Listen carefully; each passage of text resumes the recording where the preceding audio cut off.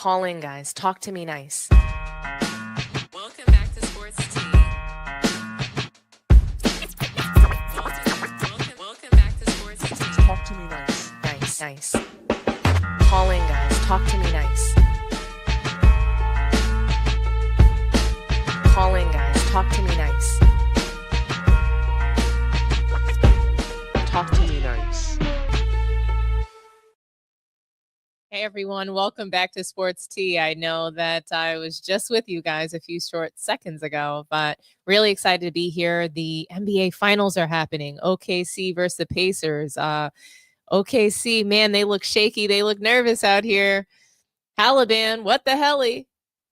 He's feeling confident. He's feeling good. Do you guys see him so far? I don't know, man. OKC, they're in danger. They are in danger. Salute to everybody joining. Happy Game 7. I see Funky Town. Salute to you. I see Michael Knight, Rasul, Spurs Ann, Coffee and Beats, Music Cafe, Talk to Me Nice, Susie Q, salute to you. How are you guys feeling about this game so far? I am just so excited because I have predicted that the Pacers of all teams, were going to win a title. Okay. So I'm with you, Funky Town. OKC is nervous in the service. Hallie's going off. What the Hallie? Hey, Brenda, salute to you. Son Goku, how are you? I just saw this post with Rick Carlisle, said that they saw Oklahoma City got some championship buses already. That's really interesting. That really wasn't funny. I don't think OKC should have done that. I don't think that they should have gotten championship buses. That's your first mistake, right? Calling the championship before you have it, it's just not good luck. I don't know why they would do that. James, salute to James. Haliburton can't lose, exclamation. If the Pacers lose, he can just fake an injury again. If the Pacers win, he takes the credit. That sure is true. I mean, Haliburton can't lose because the Pacers were never expected to win the title. So now that they're here at a Game 7, I think he's going to be held accountable, and so will the Pacers, so will Carlisle. But at the end of the day, the OKC, they were the favorites to win, right? So they were the favorites to win.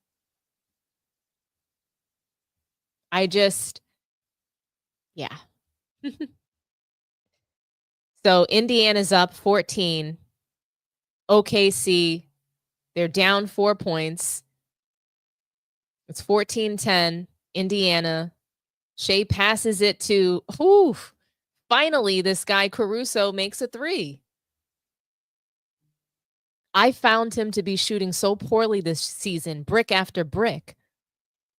And so they're D'ing up. Hallie with the ball in his hands again, knocks it out. Matherin fakes, drives. Oh my gosh. The Pacers, they're just playing with so much pace, confidence.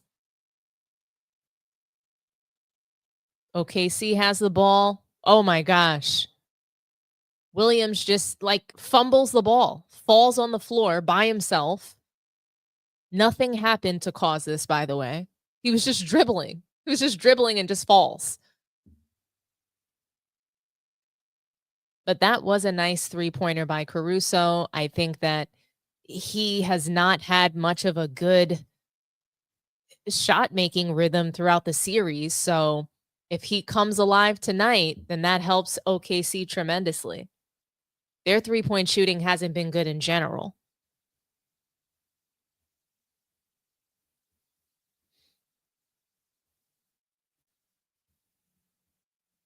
Carlisle, he looks like a man on a mission. OKC is down just 1 point. I like the OKC coach. I just think he's so short and cute. He looks like a little compact. Like he reminds me of a little what's that Mini Cooper car?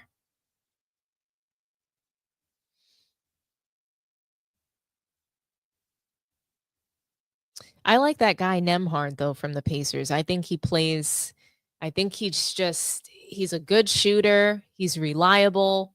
Pacers have some good reliable players.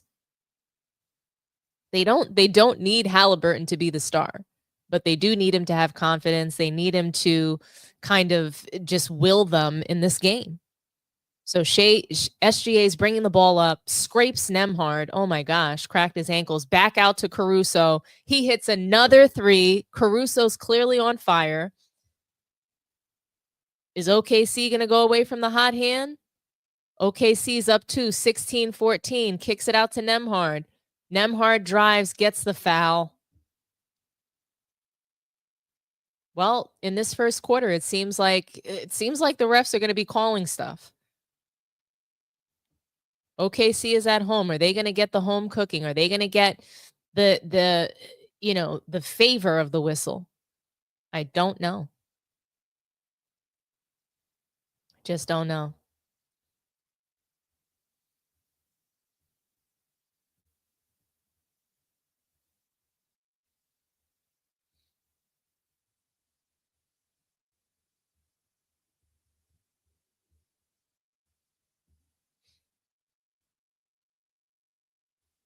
Another basket for Indiana. Now the game is tied up.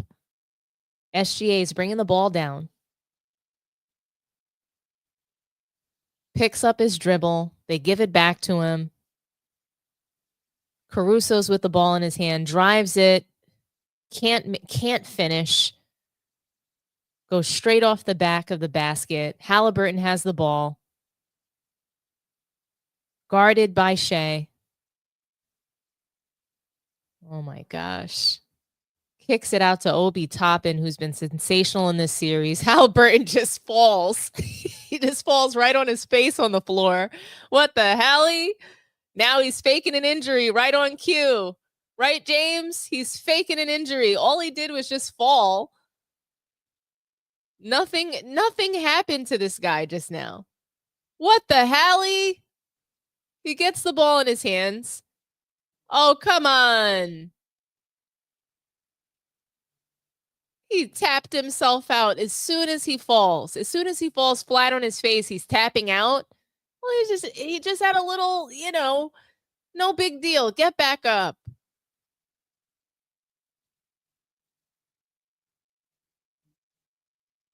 Oh no. All the Pacers are they're in the huddle praying over Haliburton. What the hally?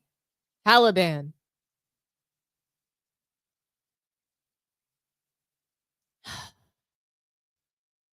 I mean, was it a pop though? That's the thing. It just seems very I'm telling you right now, if this was 90s basketball,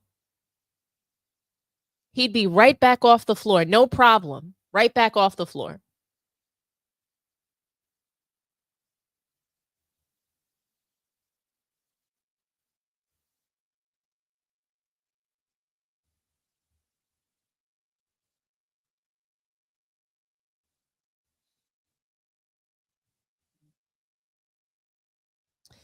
I don't know. Haliban, he's been playing throughout this series a little nicked, a little injured. So, perhaps this is serious. I hope he's not going to be out for, the whole next season like Jason Tatum. So let's just hope the best for Haliburton. Man, I was like rooting for the Pacers to upset OKC. I have no real I just have no real team that I'm rooting for in this case. The Pacers knocked out my Knicks, so I should be rooting against the Pacers, but just something about the way that they ran through the pro season this year, I just think it was special. And I think that it's like a wave that's already in motion that nobody can stop. That's what the Pacers seemed like to me. They seemed like nobody was going to be able to stop their motion. They're just in motion. It's going to keep going. You can't stop the waves, right? Especially when it's high tide. Nothing you can do about it. And even though I can't stand the Pacers for knocking my Knicks out, to see Haliburton go down like this, it's just you don't want to see him go down like this. You just don't. You want to see the best players competing. That's what you want.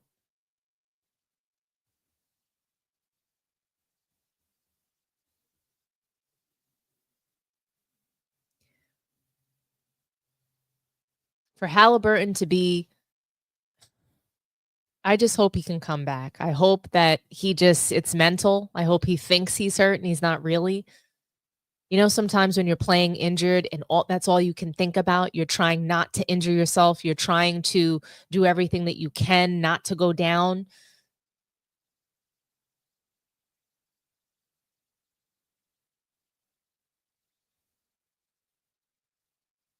Man, nope, they're replaying it again. Ugh. Oh, no, okay. Yeah, so I see this pop happen.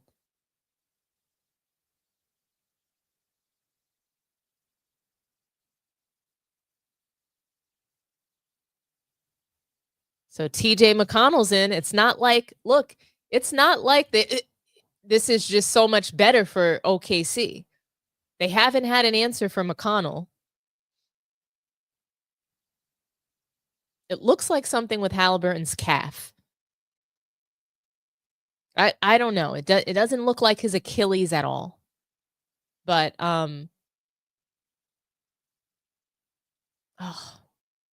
just seeing him limp off the court like that.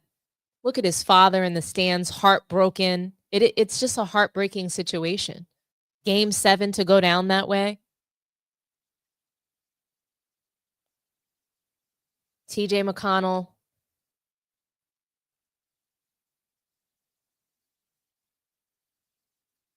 Siakam on the drive, makes it. The game's tied.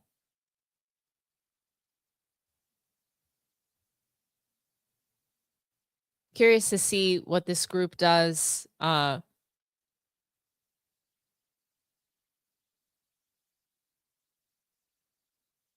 Siakam, he's very aggressive at getting to the rim. I like him. I enjoy him.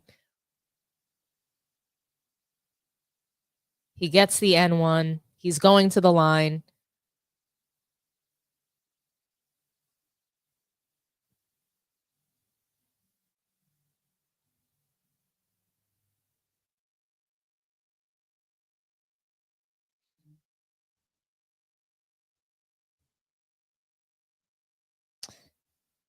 He misses. SGA has the ball in his hands. He pulls up for the mid-range shot, airballs it. Siakam comes up with the rebound, passes it to Mathurin, who's going up the court.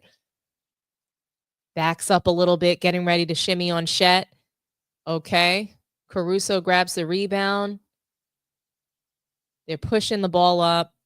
SGA is looking to drive, kicks it out to Caruso for yet another 3, bounces right out.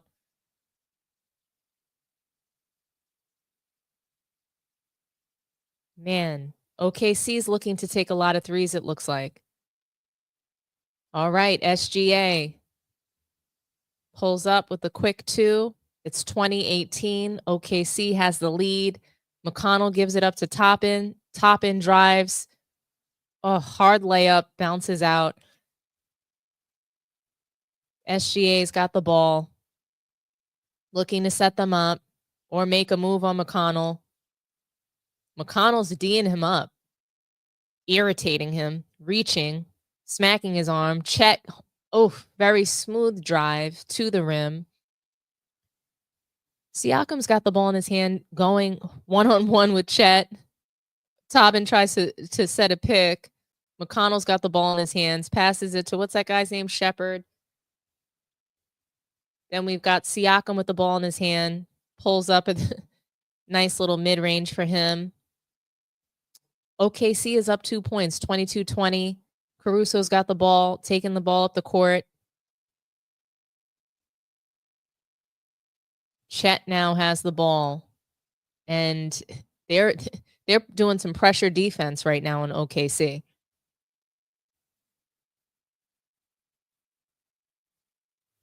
SGA picks up his dribble, can't finish with the mid range. They forced him to take that shot, and I don't think that was a great shot.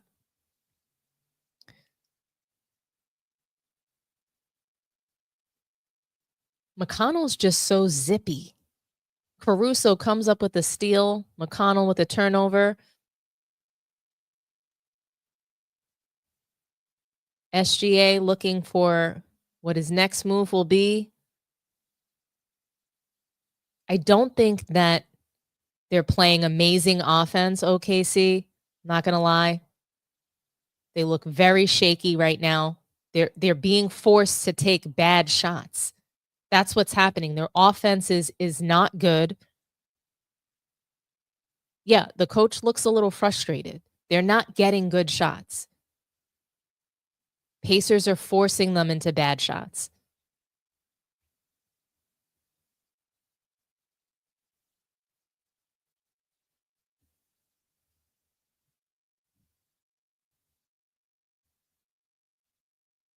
Why do you think that this is the worst game 7 ever, Lion Tamer? Why?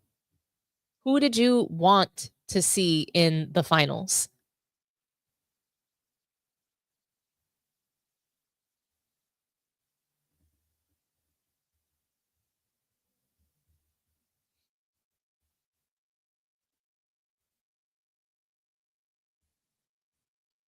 Like, who do you prefer to see there? Did you want the Joker in the finals? The Spurs?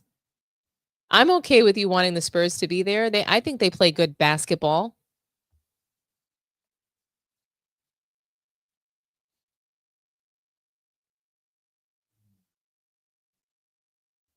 I think the game might be delayed for me, guys, but you know, there's not much that I can do about that. I'm at the end of the first quarter. The game is tied 22 up. Man, Williams made a nice drive with 22 seconds left on the clock. McConnell's got the ball, taking the ball up the court. It looks like OKC doesn't want to get cooked by McConnell tonight. So he was a prince and now he's a pumpkin. Wow, they are just making mincemeat out of McConnell. I love it. Oh my gosh.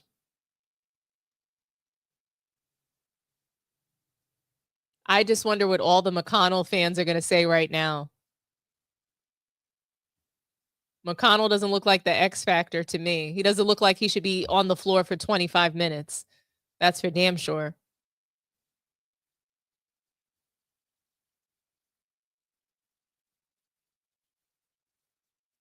Exactly. I don't understand why this is the worst game 7 ever.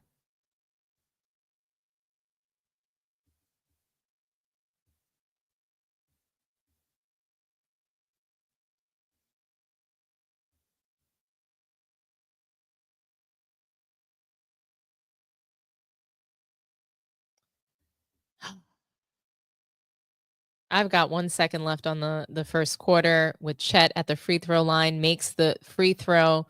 They're up 25-22. Let's see what the Pacers can do with this last 1 second. McConnell's going to throw it down deep. And Siakam, at least he doesn't airball it.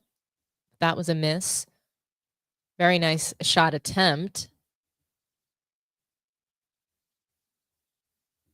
Guys, thanks for watching. If you can just do me a favor and like the video, subscribe to the channel if you haven't done so already, and share the video. Share the video out with your friends and your family so we can grow the sports tea community and get some more people in here to watch the game with us. I know everybody's watching, so I totally understand that people are home and they are watching this game, but for those that can't watch and just wanted to know what's going on, I'm here for you guys.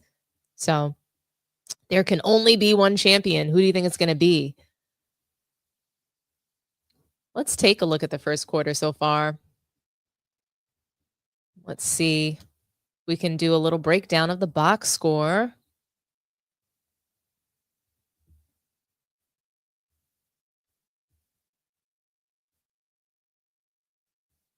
Let's see.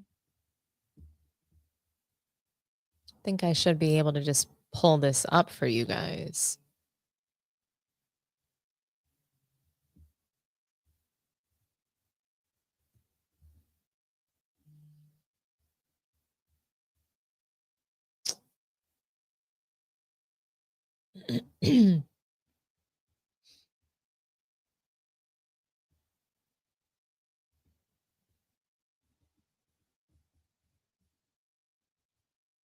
Yeah.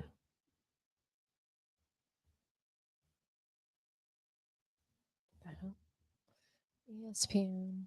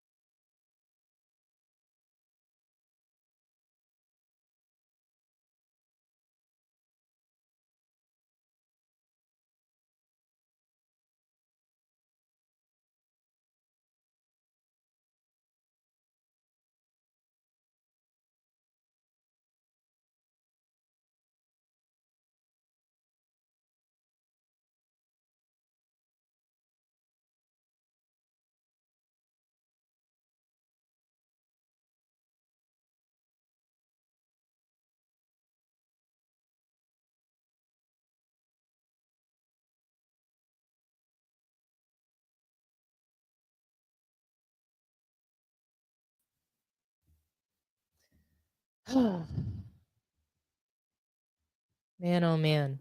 I can't believe that Haliburton is down. That's the problem that I have.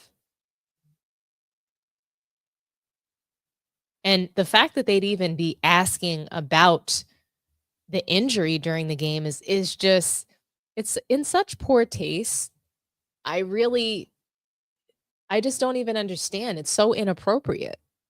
Why are they asking about this?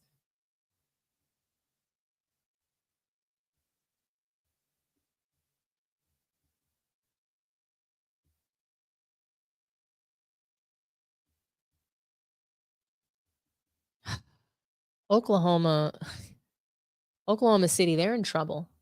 Even without Halliburton, they're still in trouble. And I just think the commentary in the NBA finals needs to be revisited, okay?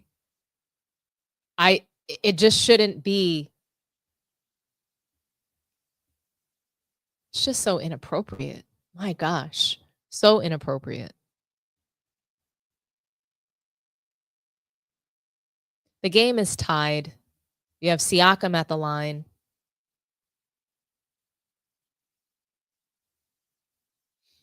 Indiana's up 1.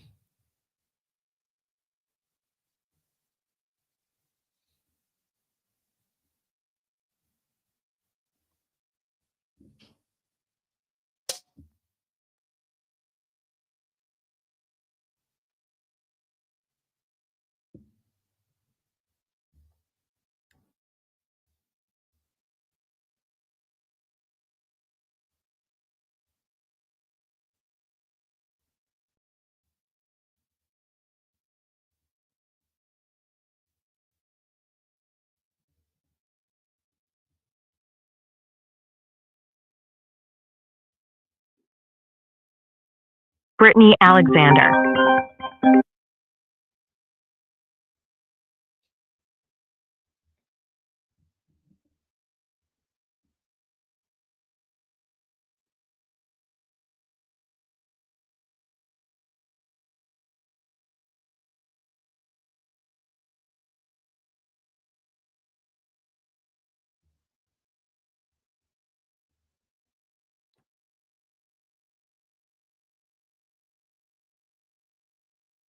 That was a nice play. The Pacers were just asleep on defense when Caruso drove into the lane like that. So you have Matherin at the line shooting 2. I'm sorry, not Matherin, Bradley, Tony Bradley. He made the first one, ties the game. Hits the second one, gives Indiana the lead, 1-point lead.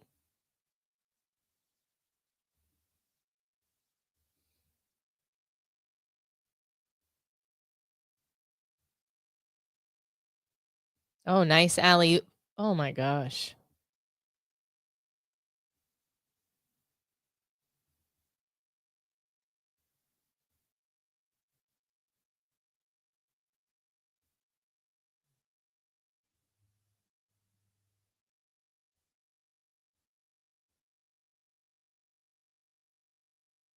I like Hartenstein. It is really sad that they gave him away from the Knicks, but Knicks had to do what they had to do.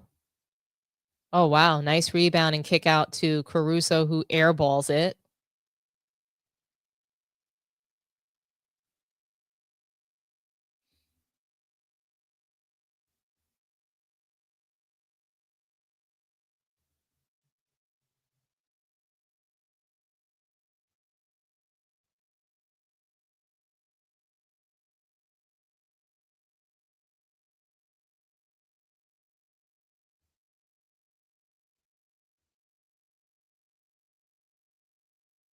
I do think it's interesting with what OKC is doing.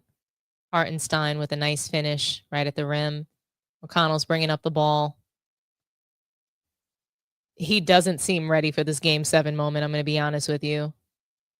McConnell was hoping that Haliburton would finish this game. Yeah, another turnover from McConnell. Prince to Pumpkin.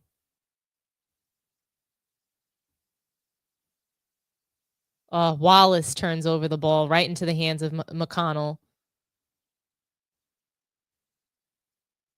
They just need to keep putting pressure on this guy. He can't handle it. Siakam almost knocks the ball out of bounds, but he's backing up. He's backing on to Wallace for the turnaround fadeaway. Hartenstein with the rebound. That won't go. Caruso bringing the ball up the court. Dishes it out to Williams, and Williams is trying to shake and bake. He gets the shot up, and it's nowhere near the rim.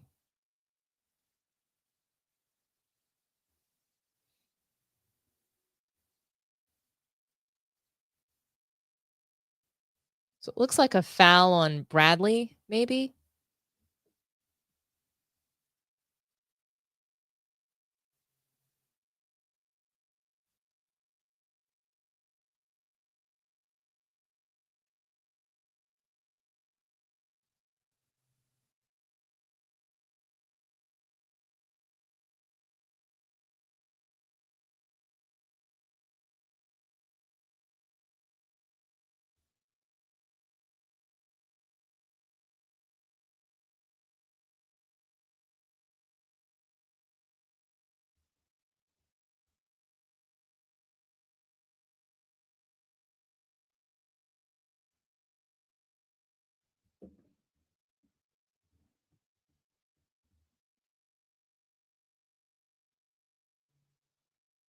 McConnell's back on the bench. He looks embarrassed, I'm not going to lie. Tobbins inbounding the ball to Nemhard.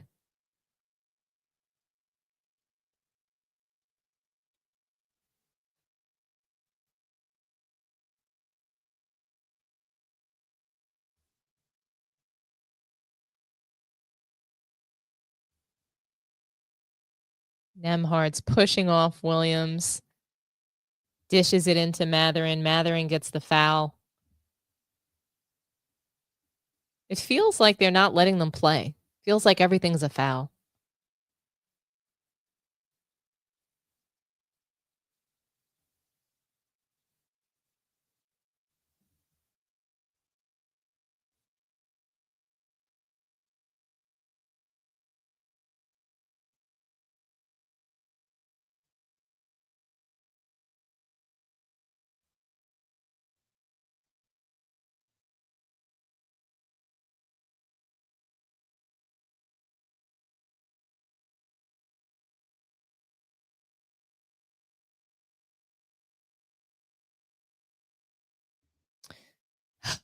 Free throws are made. Indiana's down by 1 point. OKC is up. Ooh, Shea Gilgeous turns around with the spin move. Falls right on the floor. Looks like it might be a foul.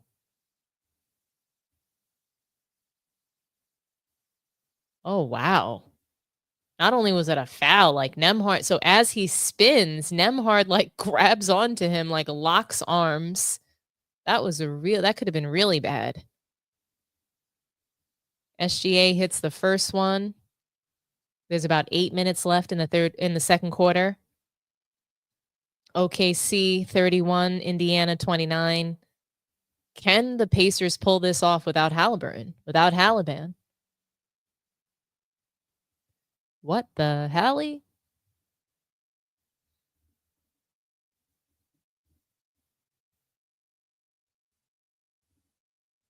Hey guys, salute to everybody in the chat. Really appreciate you joining me. Salute to Mel from Man Down Sports.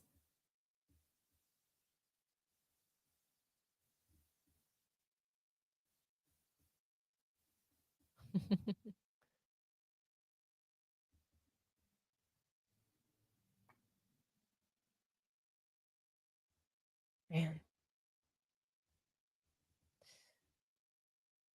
Indiana just tied it up.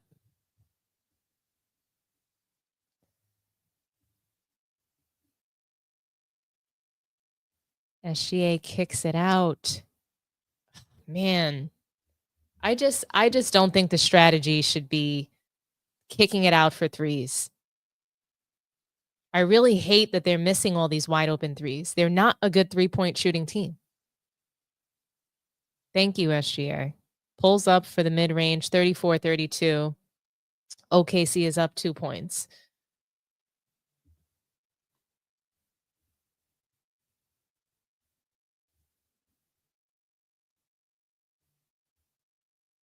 The Autism Boy Cottage 81. I see Zephyr Jones. Salute to you guys. Thanks for joining.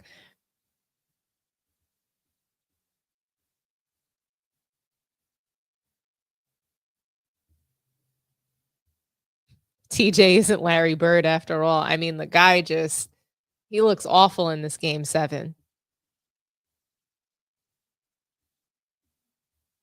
Pacers are not overrated. They overachieved. There's a difference. We can't count the Pacers out. I don't think that we can count them out when Haliburton has never had to cook them. Yeah, he's hit game winners. Yes, he can certainly hit wide open threes, but he hasn't been like he hasn't gone off on them for 40 points. That hasn't happened.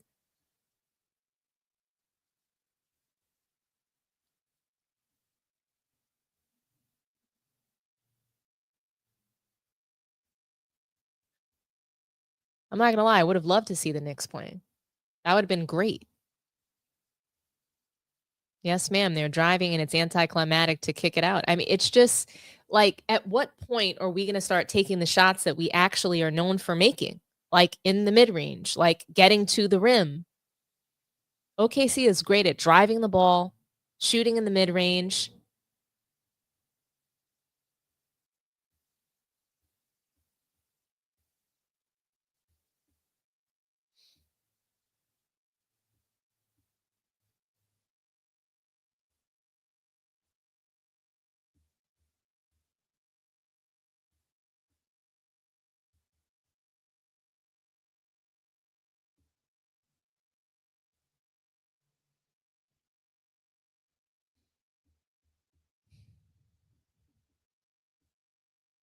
What do you guys think so far? We're in the second quarter. Indiana is still fighting. Salute to you, Mellow S. They are still fighting. Their best player is Siakam, and he's still in the game. That's right. So we're gonna see. We're gonna see what he's made of in this moment.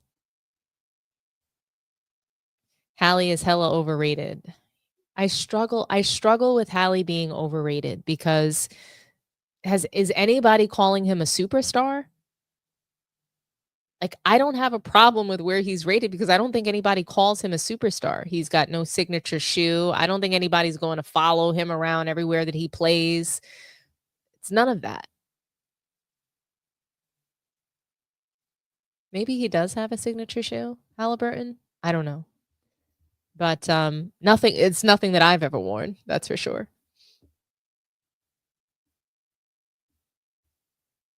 The Thunder still have time to win the game here, Queen Dom. They sure do. They have time to win the game. They have plenty of time to win the game. To me, this is their game to lose. This is OKC's game to lose 100%. Haliburton's not on their floor. Their nucleus, their point guard, their floor general is not on the floor. So if OKC cannot capitalize and execute, they didn't deserve to win the title. If they cannot beat the Pacers, then they don't deserve to win the title if they can't take advantage of Haliburton being off the floor. SGA's got the rebound, flying up the court, dishes it to Wallace for the three. Finally, they hit an outside shot. Nemhard's got the ball, pushing with pace, behind the back on Caruso. Caruso staying with him. He's not giving up. That's what I like about Caruso. He does not give up on any possessions. Knocks it out of Naismith's hand, gets it back into Nemhard's hand. Oh, man. You have Miles Turner going to the line. I do think that the refs are calling too many fouls. I would love to just see the teams. I want to see them play. I want to see what happened with the Knicks and the Pistons. The way they just let them play through everything, it was amazing. You touch one of these guys, the whistle is blowing. It's like ridiculous.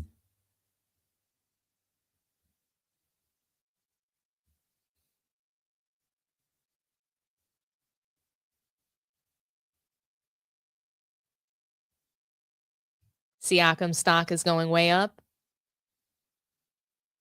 We'll see. All you hear about is Haliburton. That's all we're going to hear about. Win or lose, we're going to hear about they won without Haliburton or they lost because they didn't have Haliburton.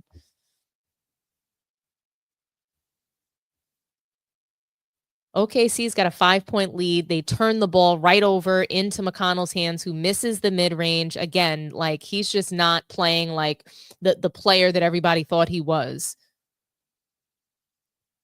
Wallace misses a three miserably.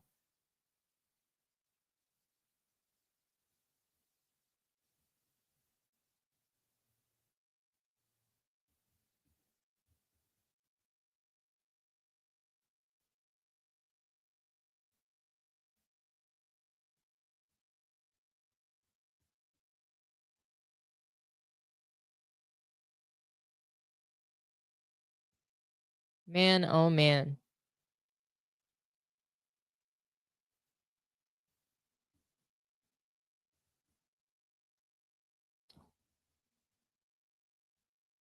Caruso's got the ball and drives baseline, passes it to Chet for a three that goes in and out. I'm so tired of them shooting threes. I'm not gonna lie, I'm tired of it. They hit one and then it's like they think that that's all they need. Nemhard's with the ball, drives for a beautiful layup. It's like OKC didn't even try to defend that. You see Reggie Miller in the stands. He looks like a stick figure Skeletor.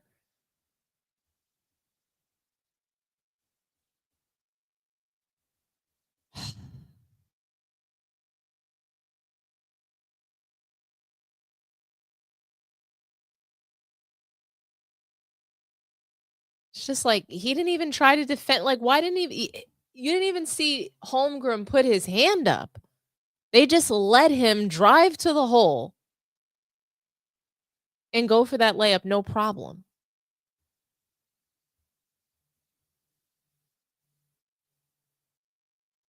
Yeah, I agree with you, Funky Town. It shouldn't even be close.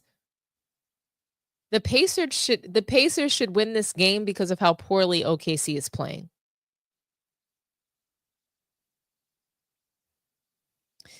I I've said that Haliburton made clutch shots, so he did make clutch shots. It's just that he didn't cook them. He made wide open threes, which he should have made, which he can make. He's known for making wide open threes. He's not known for making contested shots. He's not known for being a scorer. So again, he's not needed in order for the Pacers to win games. There's been games where he scored 4 points. There's been games where he scored 8 points and they've won. So his scoring is not it's not the unlock to their wins. His timely shot making ability has helped them for sure. It's Carlisle's coaching and it's their totality of being a team, playing as a team, winning as a team, losing as a team, not giving up as a team, the resiliency that they have as a team. That is what's propelling them. It's not one person.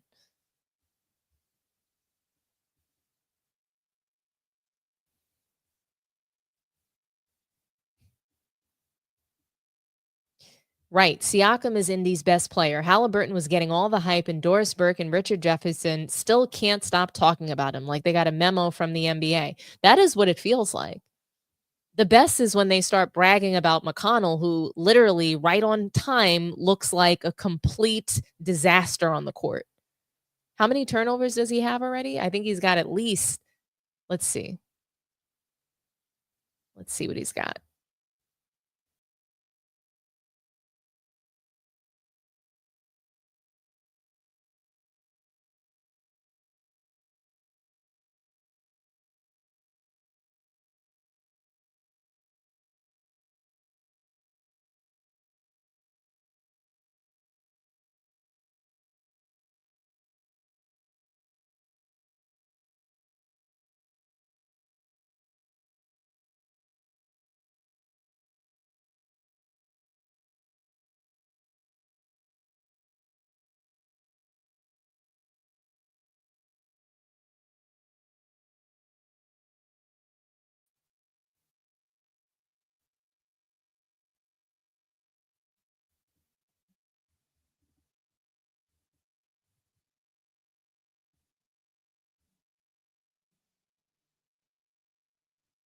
Halliburton plays like a little kid. I think he's definitely jumpy. He's jumpy like a kid. I see what you mean. He's jumpy, he's streaky.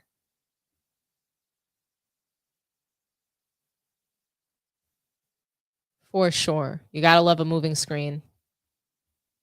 All right. Oh, another brick from 3. That was Jalen Williams. OKC just needs to give up the 3 because if they keep relying on that, Pacers are going to start making them and they're going to lose this game. Naismith is just heating up. He's getting into rhythm. It seems like he's going to start making them.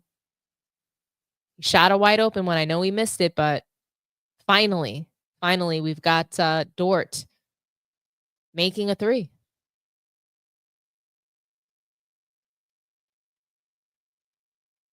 OKC needed that. 40-36. McConnell's with the ball in his hand. Is he going to hurry up and turn it over again? Yep. Oh, wow. Okay, well, Miles Turner hit a nice little cute mid-range shot. Caruso's bringing the ball up, gets the ball to Williams.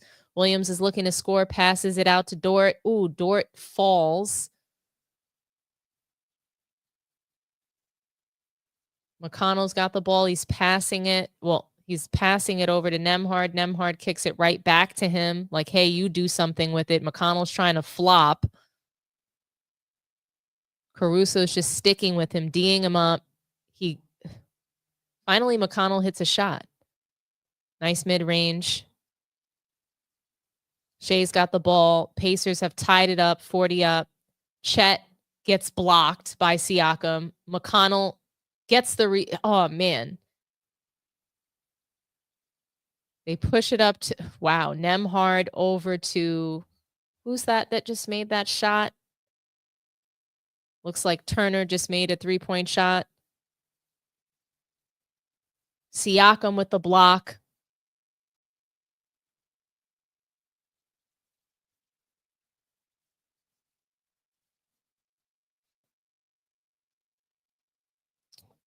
They're getting a little jittery. Both teams are getting a little jittery.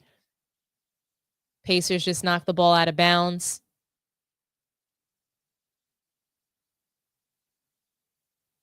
Siakam came through with a big block on SGA. They're replaying it now.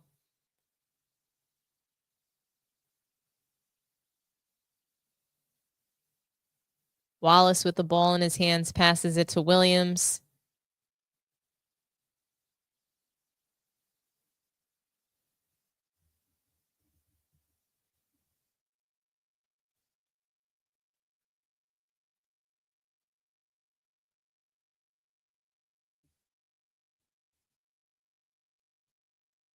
I don't feel like I'm watching good basketball.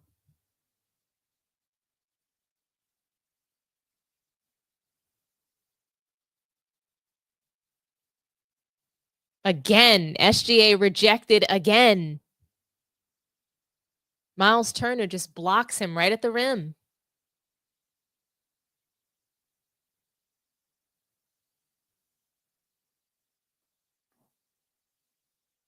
Looks like they counted that as a goaltend.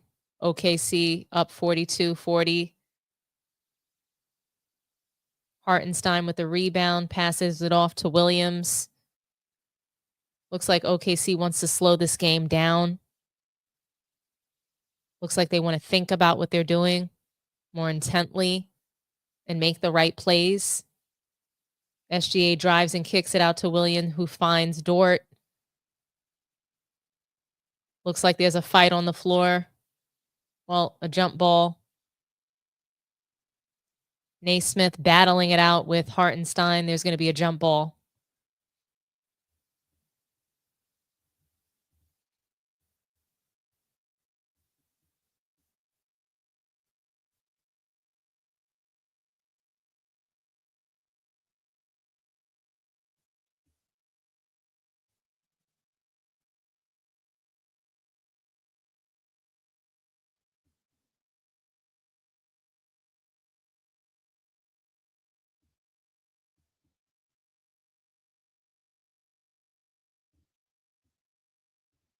OKC smacks it out of bounds. Pacers will get the possession.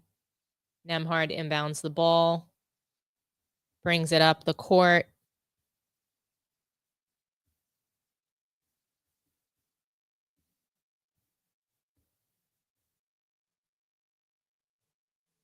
Matherin pulls up for three and knocks it right in Shai Alexander's face.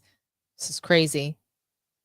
43-42. OKC needs to improve their defense and their offense ASAP.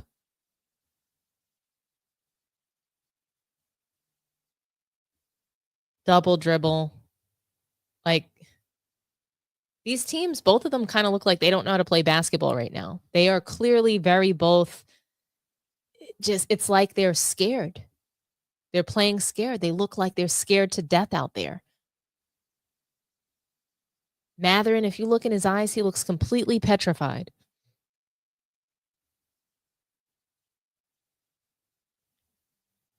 Obi Toppin looks lost on the court. Lost.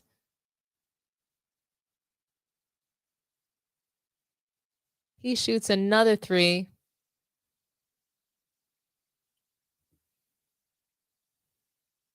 Siakam going to the line.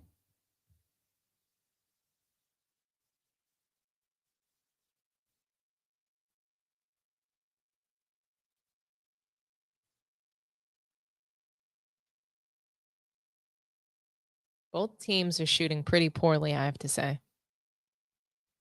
Not looking good.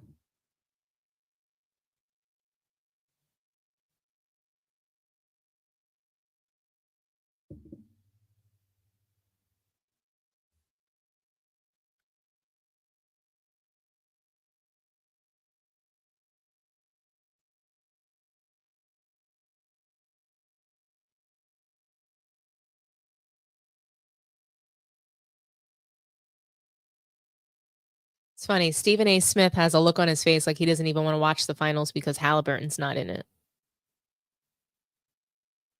Siakam just made his free throws. Caruso bringing the ball up the court. Looks very hesitant. Hartenstein has the ball.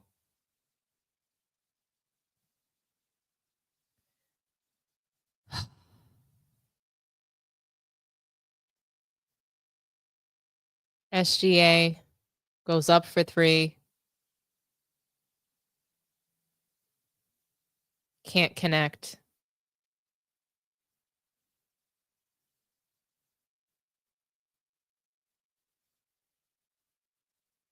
Nemhard is just looking to get to his spot. TJ McConnell almost gets a rebound, gets it knocked out. SGA's got the ball back in his hands. Pacers are up by 3, 45-42. OKC finally scores the ball. Hartenstein gets an N1. OKC feels like this is this was the possession they really needed to get back in the game, get their heads back in the game.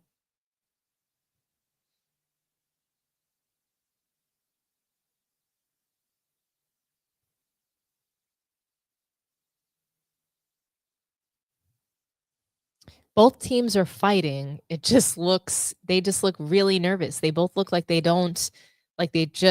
unsure of themselves.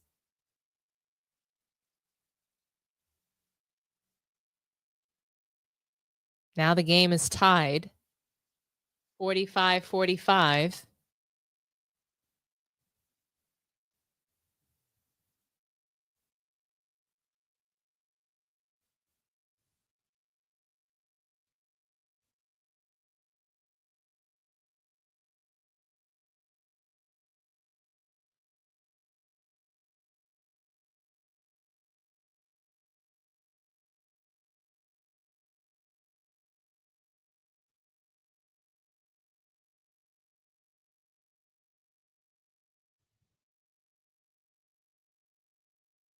SGA's got the ball in his hands now.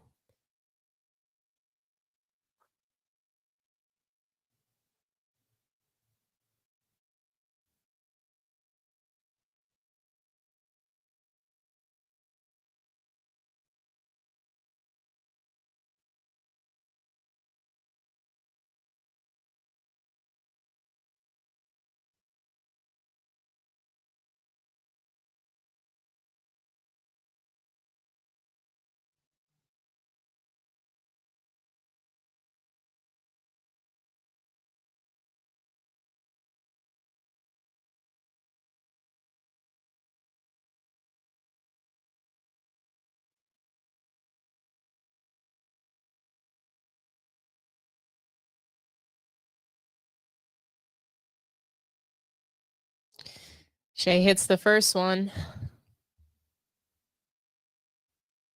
Second one's good. Up by 2. Pacers have the ball. So it's been confirmed Haliburton will not return. So he's got a lower leg injury. They're not saying it's his Achilles. It didn't look like his Achilles to me. That's just me.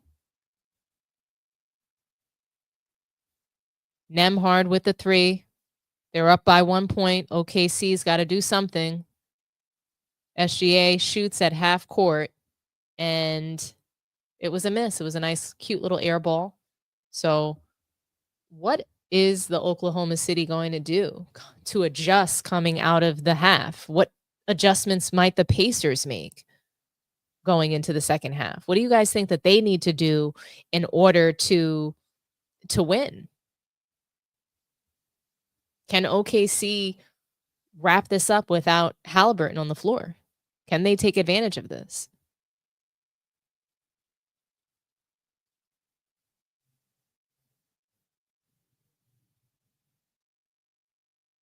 So they're saying that it's his Achilles, but it didn't look like it to me.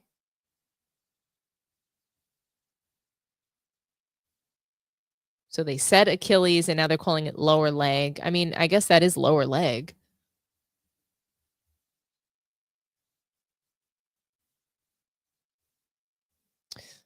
Okay. So now while we're in halftime, I guess what we can do is we could take a look at, just where the game is now.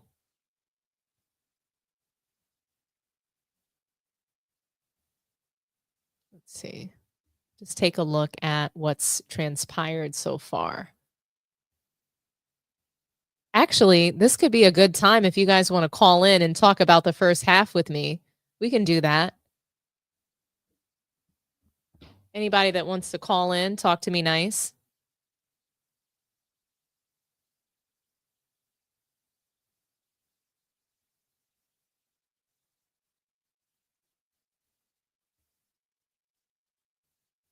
Sure, we have a few minutes here.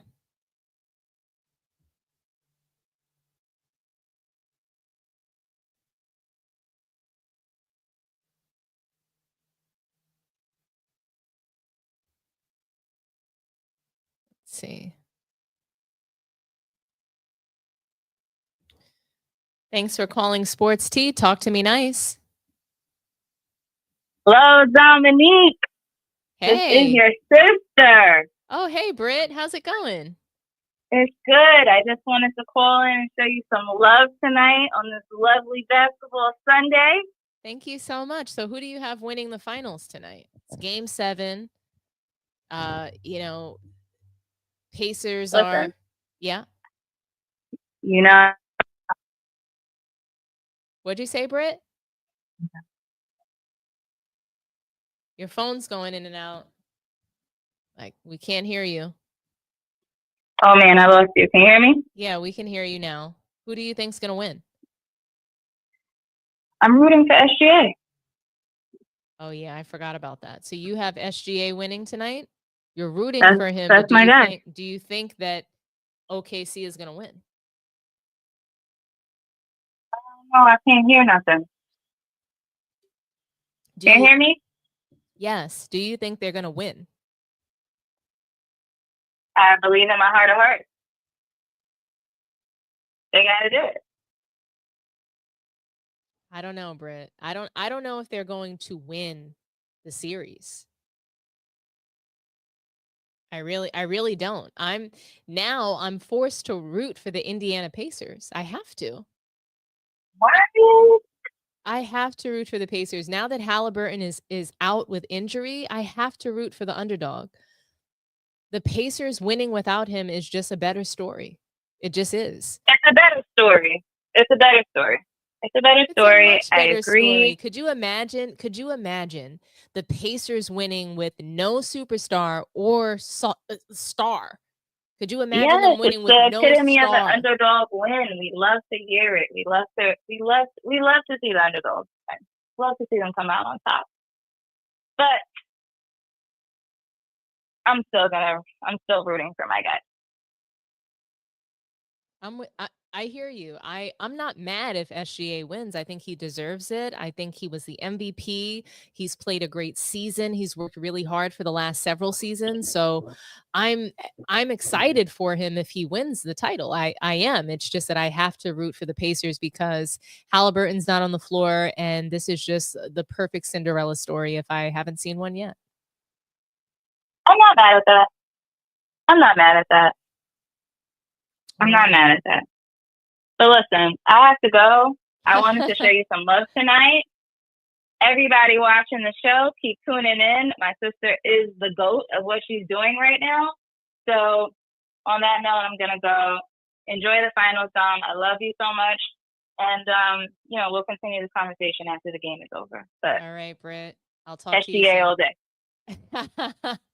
SGA, they're calling him a free throw merchant. Who knows, but love you too. Listen, I don't want any slander. No slander. No slander on my guys. Okay? All right?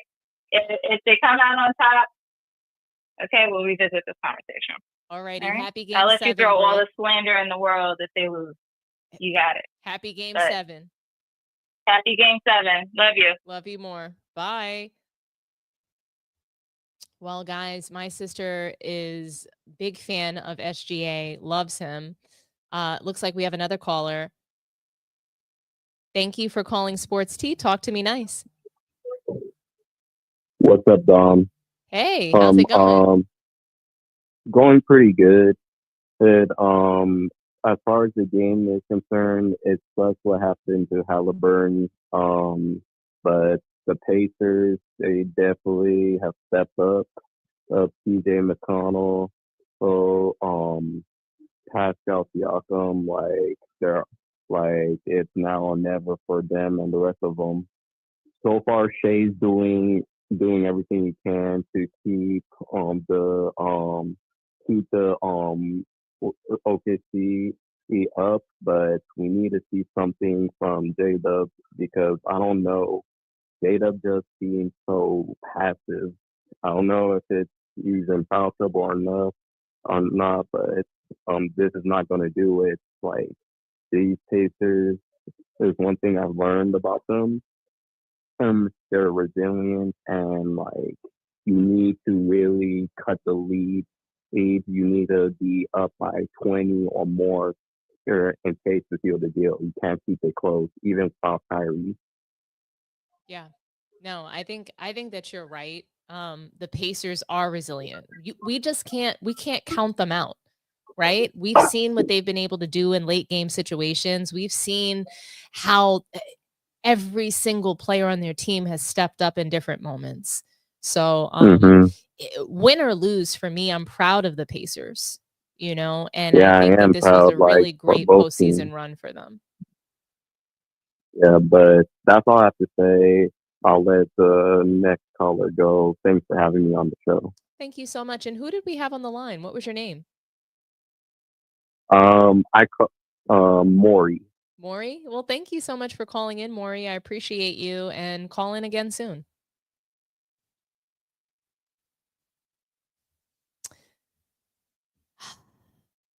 Let's see. Looks like we have another caller. Happy game 7, and thank you for calling Sports Tea. Talk to me nice. Hello? Hello, hello. Thanks for calling Sports Tea. Talk to me nice. Hello?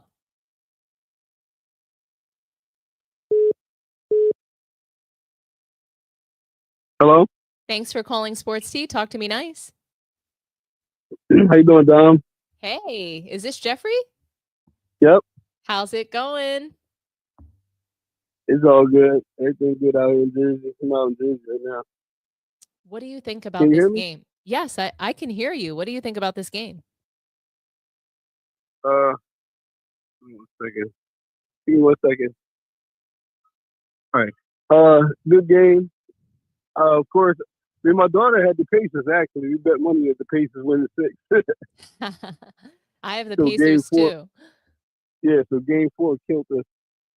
I think OKC has the better team. I even think they got a real good bench. But the young coach over there at OKC is not giving them the confidence to go out there and play. I think the Pacers are an experienced bench, and that's why they outplaying OKC's bench. And the coach won't switch up at all. Like they plan this for J Dub and all that, but I think they'll open up the game more if they had Isaiah, Joe, and Wiggins and them playing more because them guys is dead on shooters. But I'm glad they're not. I I agree with you that OKC is the better team. They're the better team. And I don't think that it's even close. They're for sure the better team. Right. I just think they don't have confidence. It's not confidence. He's not having confidence in himself to play the bench. And, I and, don't uh, you know, I it's it's a stressful time. The coach is showing that he is going to crumble under pressure and it's just cascading to their team. That's what I'm seeing. right, right. He's letting the Pacers get in a defensive rhythm against J Dub and everything, and like they just keeping that rhythm. But if he went to his bench and got the energy from his bench, and they open it up with that shooting that they have with Isaiah Joe and Wiggins, it would create a change, and then the Pacers would have to adjust. But as long as he's doing it this way, I got the Pacers winning. I real talk though, if I'm being like really serious, all jokes aside, Oklahoma City Thunder, they should be winning this. They should be running away with the finals right now. And Right. you know, I really hope for the sake of basketball that they win the series. So I hope that OKC wins, but I have the Right. Pacers upsetting them. That's what my gut is telling me. That's what my head is telling me, that the Pacers didn't come this far to get this far. Right.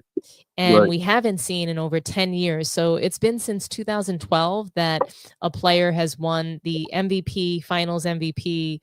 I'm sorry, the MVP and also the finals MVP and the title, obviously. So, you know, LeBron James won it with the Miami Heat. So he won the MVP that year. He went on to win the title and he went on to win finals MVP. And that was the last time that that has been done. Right. But either way, no matter how it ends, it's going to be a good story. The Pacers are probably the better story, but either way, it'll be a good story. Yeah, I mean, I would love to see SGA win. It's just we have not seen a player win the title and also the MVP and the finals MVP in the same year, literally in, so we're in 2025, so it's been 13 years. That was the last time. Right. So, you know, the data shows that people are not winning, you know, MVP as well as finals MVP in the same year Right. anymore. And so it does seem as though Haliburton has an Achilles injury. That's what ESPN is reporting. Right. All right. Well, I'm gonna let the next caller get some time. It's always good to hear from you, Dom. I'm still on. I'm gonna stay riding out until the end of this. Thank you so much, Jeffrey, for calling in. Really appreciate you. And you have a wonderful, wonderful night. And happy Game 7 to you. Yep. Same to you. Alrighty. Bye-bye. And the whole community. All right. Bye-bye. Thank you for calling Sports Tea. Talk to me nice. Thank you for calling Sports Tea. Talk to me nice. Hey, Don. How we doing? Hey, how's it going, Funky Town? Not too well. No, it's actually going pretty bad. This is like watching middle schoolers play. You know what it's like? It's like watching, you know, when you are all jittery, you know, when you just don't know where to go, you don't know what to do, you're out of sorts, you know, you just wake up from a nap and you don't know where you are. That's what some of the last players caller look made like a great that. point. I think it is. You're seeing Rick do his thing and his team still believing, because they're the ones who should be shell shocked. But it seemed like after the injury to Haliburton, it was OKC that lost their focus or whatever, and that their coaches. I mean, he's an amateur, because honestly, they should be running their big lineup. They should have Haliburton and Hardenstein at the same time. I mean, Holmgren and Hardenstein at the same time, because when they have them separated, Holmgren is too much of he's too weak. I mean, he was out there out on McConnell, and he can't guard him because he's too fast and too small. And then when it's time to rebound, he's too weak. He can't rebound. So you need Hardenstein in there to protect the rim, and then you could have him float, because when he floats, he's more effective. He can make on the defensive end. Offensively, he's just going to have to man up and put on his big boy pants, because he and Williams are showing up massively weak this time, horribly weak.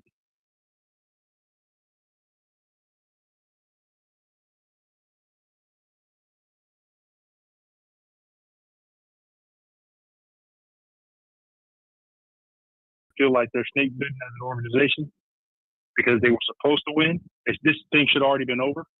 If they let this one slip away, I just don't know what that's going to do to their, the organizational psyche. I mean, this is damage. This is going to be damaging if they end up losing after Haliburton went out. That's just not championship. I mean, you're supposed to, blood in the water. You're supposed to go in. You're supposed to go in and attack, and they're not. Have you noticed how many times it looks like they're taking these extra passes and extra dribbles, and then they end up in the shot clock run down because they're trying to get a perfect shot instead of forcing Indiana's defense to respond to them? Yeah, I got to tell you, I'm sorry, what's he? OKC, if they don't win, I don't think they're going to get back to the finals. So it's now or never. Yeah. This is gonna be if they let this happen, it's gonna be because they're gonna be getting talked about for the rest of the summer as chokers. Like that's and rightfully so. Here's what I will say though about that is that for the past several seasons, the past several years, really, we have been seeing the teams who have the best record. I don't think the team with the best record has been to the finals since the Warriors. And I could be mistaken. So last season, the Celtics, I don't think they had the best record. I think Celtics did have the best. I thought it was OKC with the best record last year. Last year? You might be right. I know that they were number one in the East. I know that they had the number one record in the West. So perhaps Boston had the best record in the league. And okay, so that's an anomaly. But like, we have not really seen the best.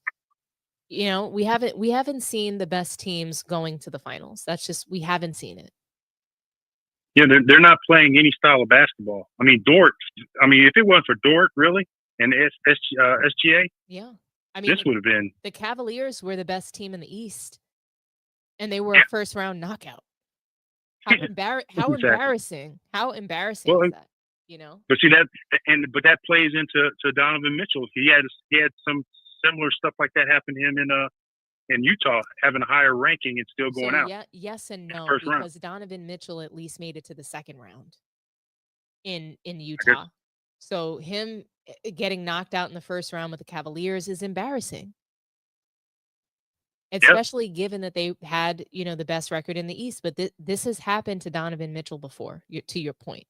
But again, at least he was in, the second round. All righty. Well, I just wanted to get that off because I'm up here frustrated as you can't believe right now. So let's get back to this game.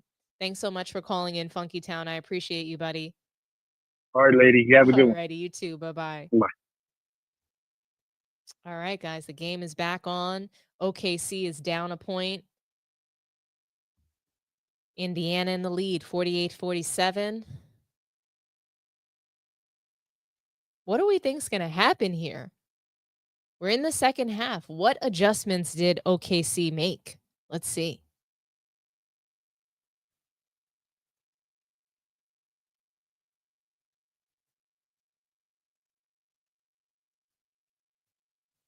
Williams for three, in and out. Chet goes up with the rebound, puts it right back in. Actually, it wasn't Williams who went up for three. It was Shea.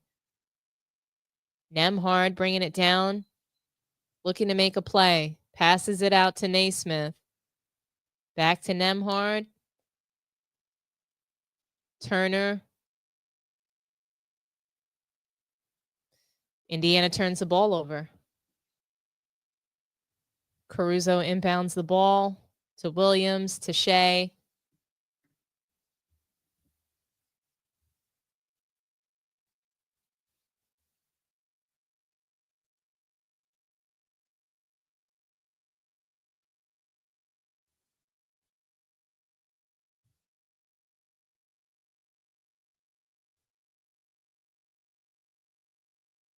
Wow. Dort with a nice high-flying three. I mean, it didn't even look like it had a possibility of going in. I mean, even Carlisle's face, the look on his face, he's like, what the hell? Siakam up for three. It's good. OKC is just up 1 point. Indiana trails by 1.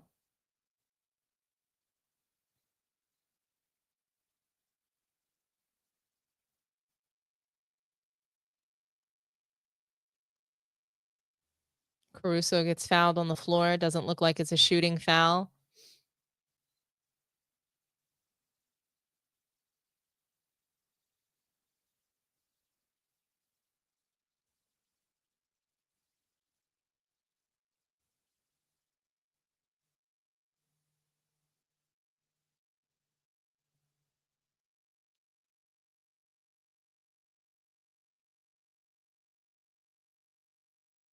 Caruso fought. He fought for the rebound, didn't give up.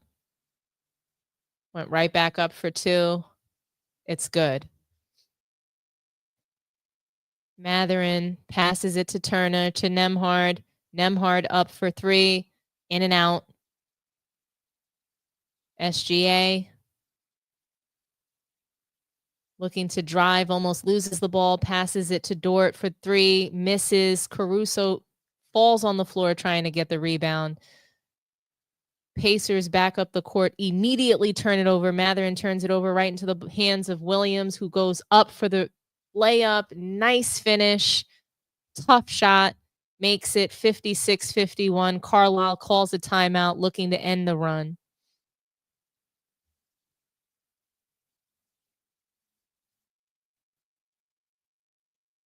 This is the moment for the Thunder to get some momentum, to get some shots up, to create some space, right?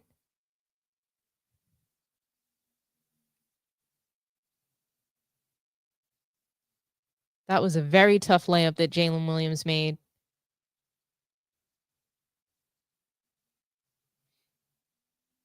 Salute to Miami Heat zone. Miami falls short on another star. Absolutely. I would have loved to see Kevin Durant with Miami Heat. Bam Adebayo, his Olympic teammate. They played so well together. That would have been just amazing. I wish we could have seen Kevin Durant, Butler, Adebayo. That would have just been an insane trio.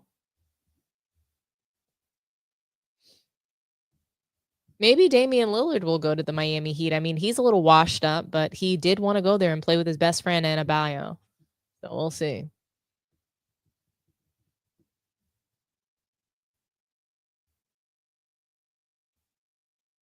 All I know is OKC, they better win this goddamn championship. It's bad for basketball if they don't win it. But my gut is telling me the Pacers are going to win this title tonight.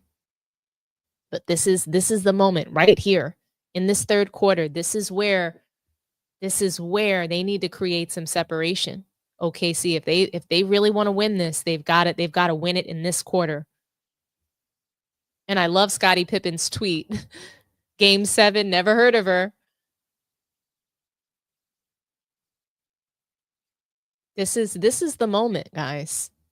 This is absolutely the moment where OKC, like they're going to need to create some separation. And SGA, I mean, he's got to get on his job. Diddy voice. Got me on my job. Nah, it ain't never gonna work like that over here. You know what I'm saying? I was trying not to leave this message, but you have left me no choice. OKC has left me no choice. Better get on your job. Be mad, I can have a spat, we can have whatever. Then after that, you better get on your job. That's really that's all it is. That's all it is, SGA. Get on your job.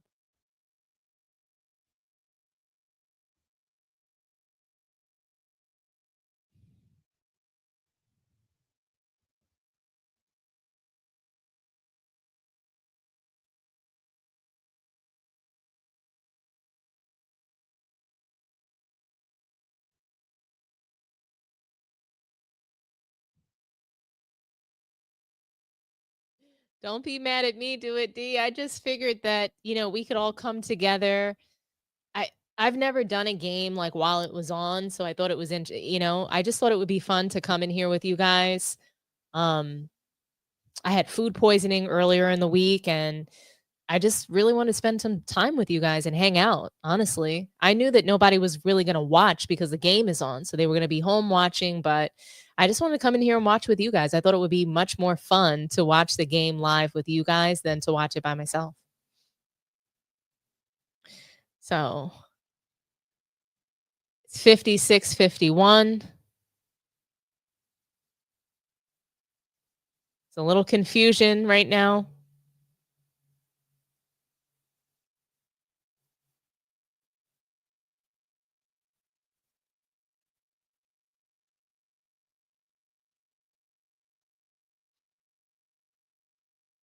Matherin has the ball, passes it to Nemhard. Nembhard's driving all the way. Draws the foul on, it looks like on Holmgren. I mean, everything is a foul. Everything.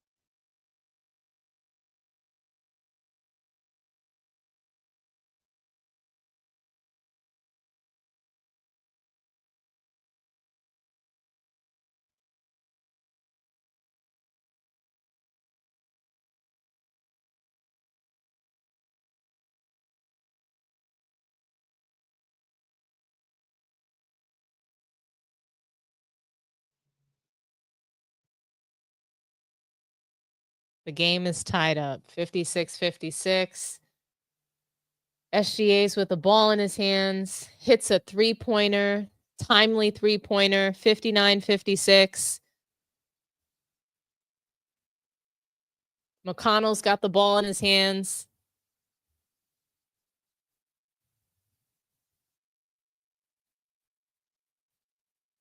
Dort is D'ing the shit out of him. Oh my God.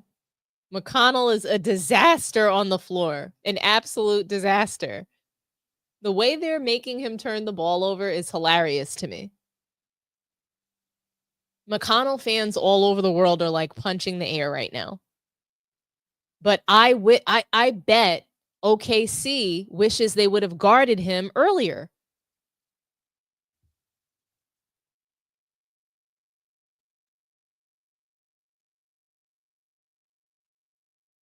Thank God Chet finally hits a three. So now OKC is up 62-56. McConnell has the ball, ready to turn it over again. Oh my gosh, McConnell is worse than Bronny James out there. Literally, McConnell looks like Bronny James turning over the ball. Every possession, he's just turning over the ball. SGA kicks it out to Williams for three.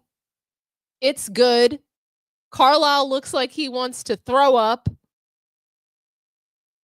He's disgusted with his team right now. Mainly McConnell, mainly with himself for believing in McConnell. And he's just out there getting all these nasty turnovers.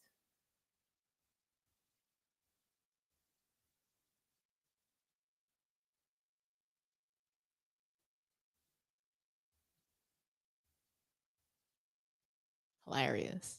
I'm sorry, guys. It's just too goddamn funny.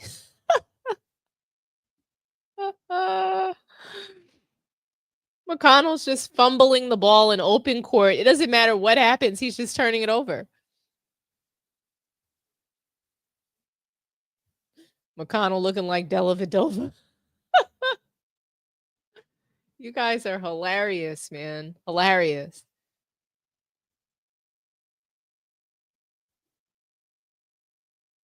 He doesn't know where he wants to go. He's lost.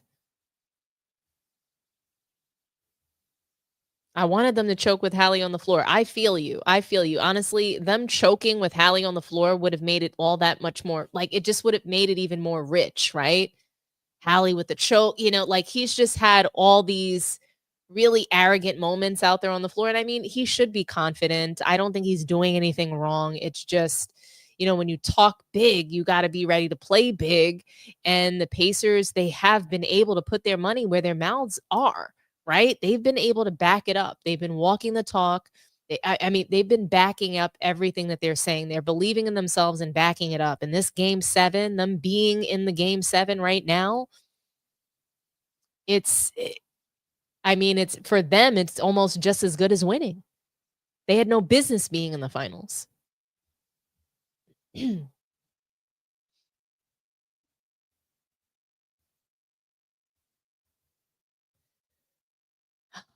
I mean, it's not, and I guess it is Carlisle in a sense because he decided to rely on McConnell and he's got to play him heavy minutes. I just feel like there's got to be somebody else that they can put in.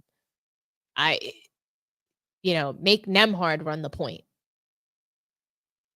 I don't think that McConnell should by any means be on the floor. He's getting way too many minutes and he's literally went from Prince to Pumpkin just like that.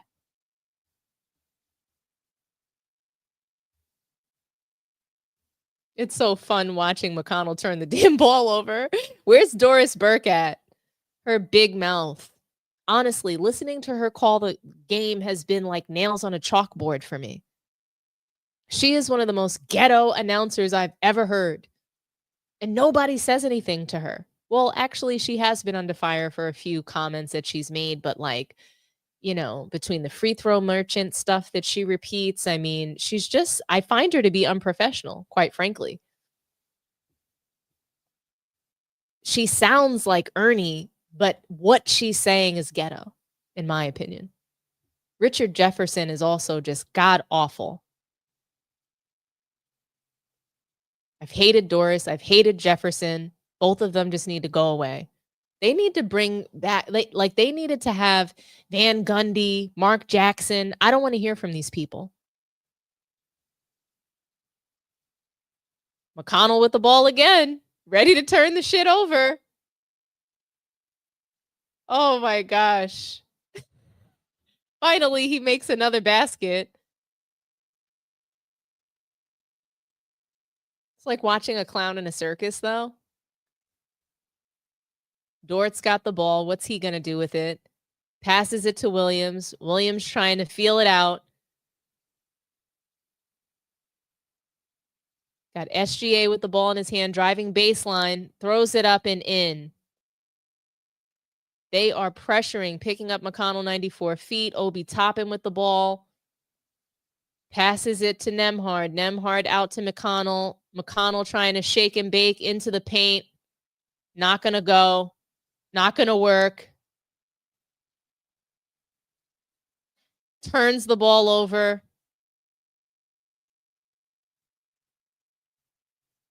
Dort trying to cross up Toppin. SGA has the ball in his hands.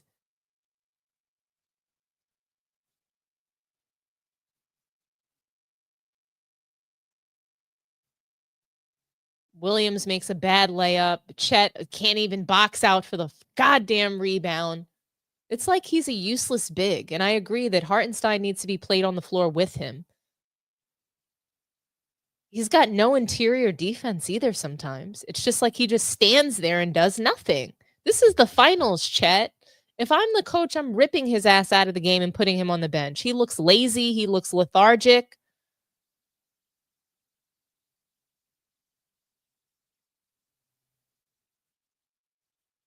Nemhard with the ball, the top, passes it off to McConnell. McConnell goes up from mid-range and hits. OKC is blowing the little lead that they had. SGA with the ball. Passes it to Chet, who does a nice cut and a little cute soft dunk. Nemhard passes it up to McConnell. McConnell looks to bring it up. He's going. Nemhard lays it in. I'm not Nemhard. Naismith lays it in. I like Naismith. He needs to get the ball. They need to get the ball to him a little bit more. Maybe he's gone cold. Maybe they don't know who to get it to.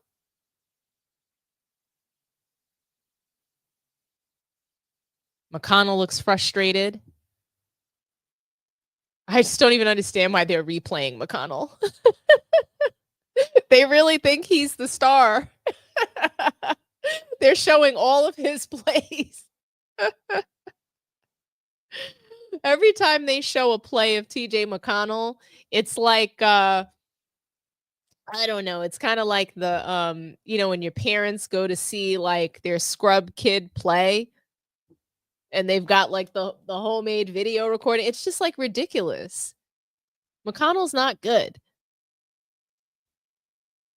It's like, you know, they want to make him into the little engine that could so bad. And then he gets to go up to the ref and yell like he's entitled. Who does he think he is? Caitlin Clark? Please.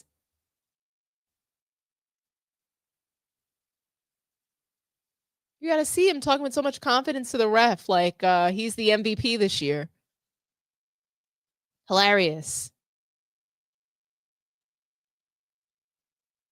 SGA missing his free throws is just disgusting. So OKC up 70, Indiana 64.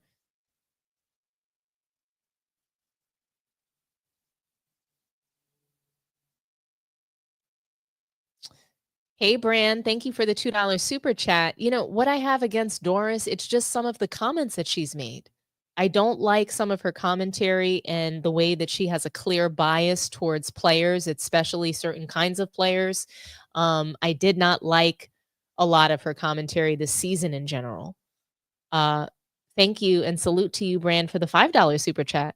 Haliburton's hurt. You would think OKC would take advantage of that. Exactly. You would think that with Haliburton off the court that they would be just murdering them. You know, their heart and soul is off the court. Their confidence is off the court. But now it's like they want to let TJ McConnell cook them.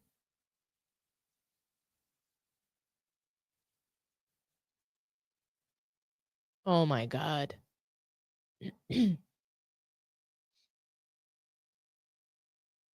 Another turnover.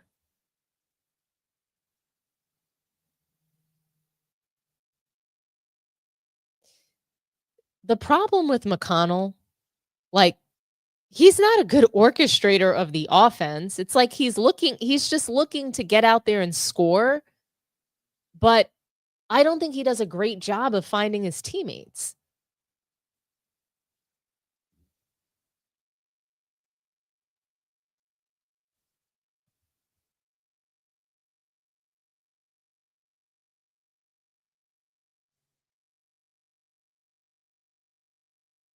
Nice three, Wallace. He connects.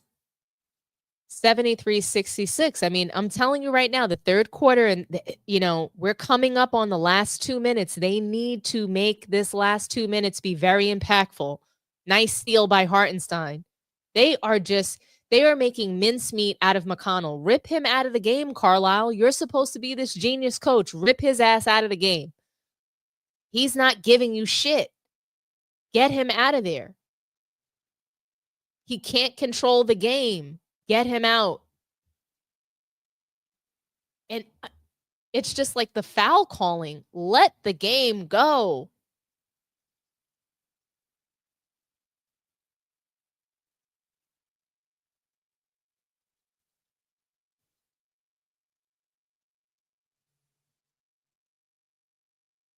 I like Wallace.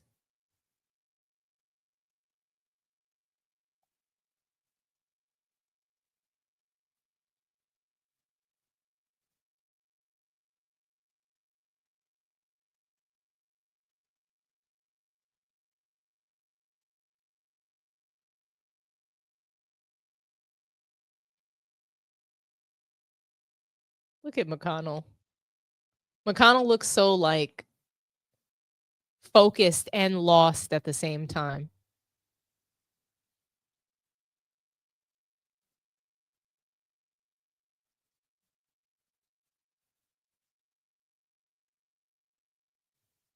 Both teams are fighting. That's the one thing I can say is that they're fighting.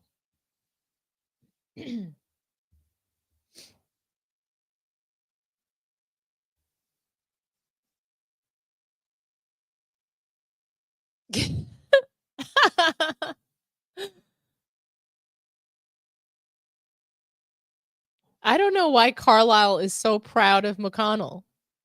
Like, I don't get it. Caruso's bringing the ball up, passes it off to Williams. Williams, like, loses the ball in dribble. Hartenstein falls on the floor for no reason as William lays the ball up and in.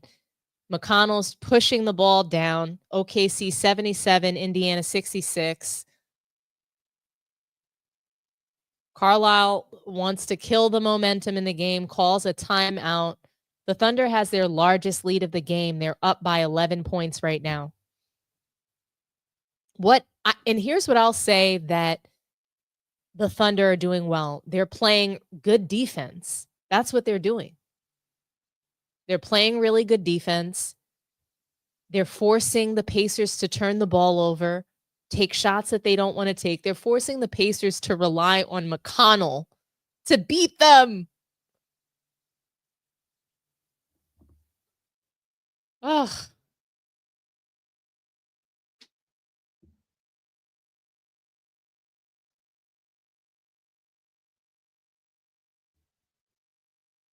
Rasul, tell me, why is it a horrible Game 7?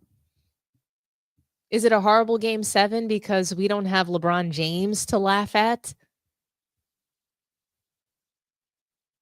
I'd much rather watch the Indiana Pacers turn the ball over because the Thunder's playing amazing defense than to watch LeBron James turn the ball over in open court with his son. Twin turnovers. I'm good. What do you want? Who do you want to see play? Did you want to see the Celtics and OKC? Did you want to see OKC and the Cavs? Like, who did you want to see? Did you want to see the Knicks? I would have wanted to see Brunson, and Brunson we trust. I would have loved to see the Knicks walk down OKC.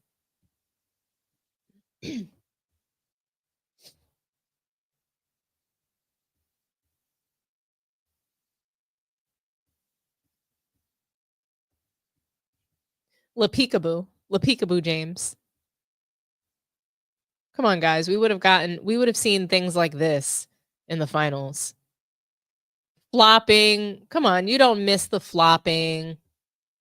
Let's be for real.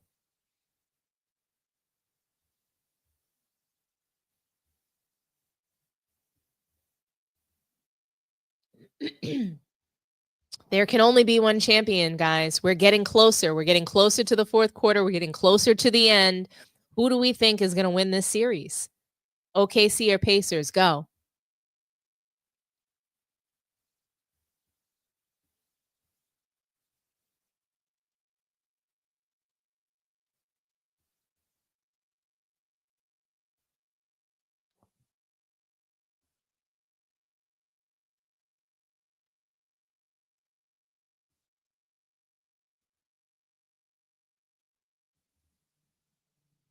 $79-68 OKC in the lead.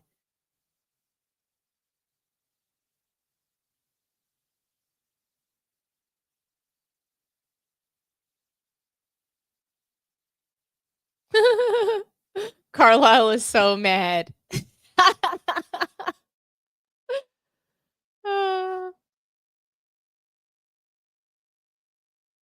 Man, that was a badly missed 3 by Shepherd. Williams got the ball. He's bringing it up. Hartenstein's looking for the pick and roll. Williams misses the mid-range. Matherin with the rebound. Passes it out to McConnell. They're trusting him with the ball yet again. I don't know why he's allowed to take this many shots. Like, I get it that the Pacers, they play to win, but like, McConnell's not a star. Stop taking so many shots, McConnell. McConnell's going to make them lose this game. This is like, this is not even, I've got to say, like, I want to see the ball in Naismith's hands. Get the ball out of McConnell's hands. He's just turning the ball over, missing shots.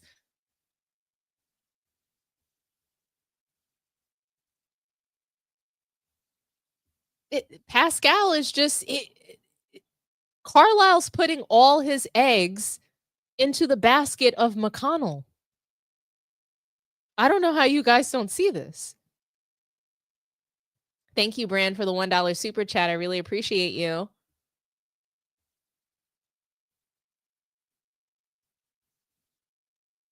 Pascal needs to be re-examined on what he brings. The man's second finals. I hear you.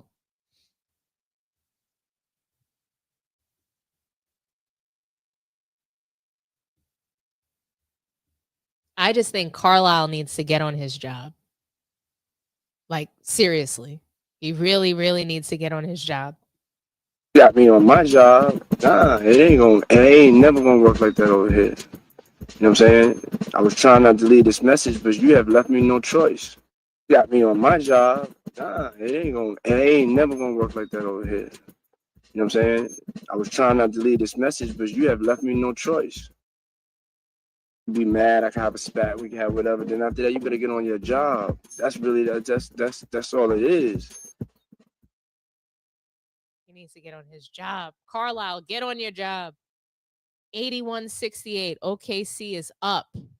Got 25 seconds left in the third quarter. Pacers, they're probably going to want to try to hit a three or get a nice, easy basket. They want to get the last basket headed into the fourth quarter for sure. Nembhard behind the back, picks up his dribble, passes it out to Siakam. Caruso's on Siakam. Siakam throws it up, misses badly, airballed it. SGA throws it up at the half court with a brick, but 81-68. SGA's got a smile on his face, throws up a three-point shot. They're going into the fourth quarter feeling good, feeling high. Carlisle looks like he wants to break his clipboard or slap somebody, one of the two. But somebody needs to get on their job. Seriously. The Pacers got me on my job.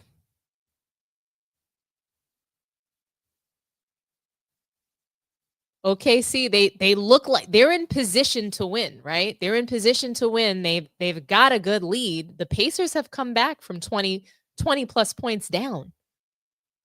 We've seen it, right? Are they going to do that in this game 7 without a player like Haliburton to take them home with a clutch three-point shot? Can they go to Naismith for fourth quarter shooting like they have in the past?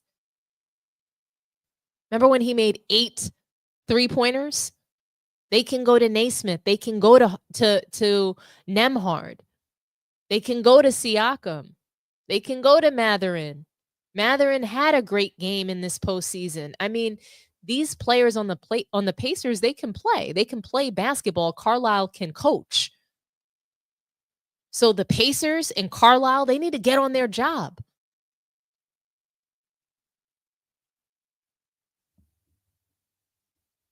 That's really what it is. Got me on my job. Nah, it ain't never gonna work like that over here. You know what I'm saying? I was trying not to leave this message, but you have left me no choice. They have left me no choice. Be mad, I can have a spat, we can have whatever. Then after that, you better get on your job. That's really that's all it is. That's all it is. Get on your job, Pacers. Get on your job, Carlisle. Thank you, Brand, for the $2 super chat. OKC will win. That is to be determined. Joe O, thank you for the $4.99 super chat. Salute to you. Hopefully we can put to rest the Shea Kobe comparisons now. To me, that shouldn't have been a comparison. I don't think they play alike at all.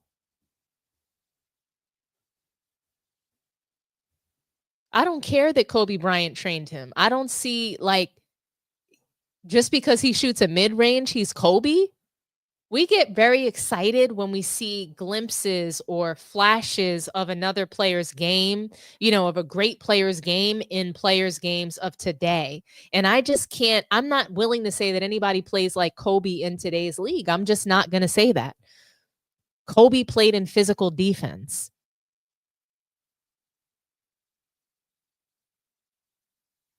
Kobe tore his Achilles and got up and played. He didn't have to get wheeled off the court. He didn't have to get helped off the court.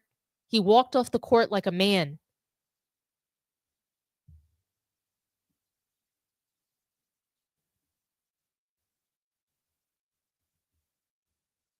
We have to stop these comparisons of, one and done players or, guys that haven't won anything, comparing them to all-time greats. And I like SGA. I think he's a good player. I do. I do think he's a good player. But I do think that his mid-range shot is predicated off of a push-off. And I don't remember that being a part of Kobe Bryant's game. Obi Toppin bricks a three. Pacers are getting desperate now. We're at the top of the fourth quarter.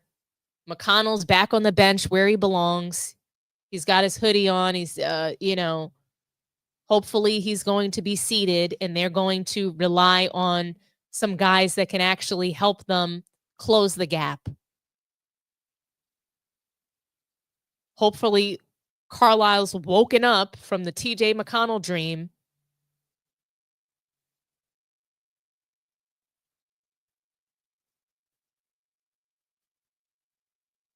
It's got Naismith guarding SGA. SGA goes up for three and banks it in right in his face. Toppin's bringing the ball down.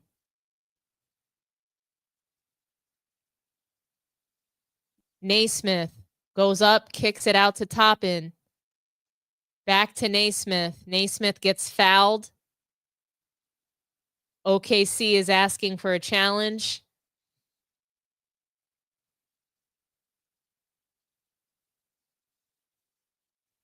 It's 84-68.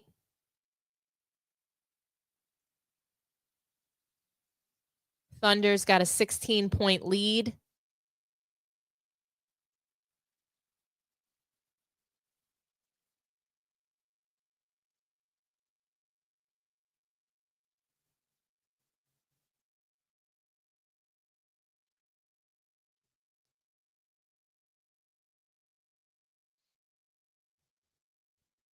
Man, oh man. Speaking of the Celtics, I wonder, have you guys seen Celtic City? That docu-series is amazing.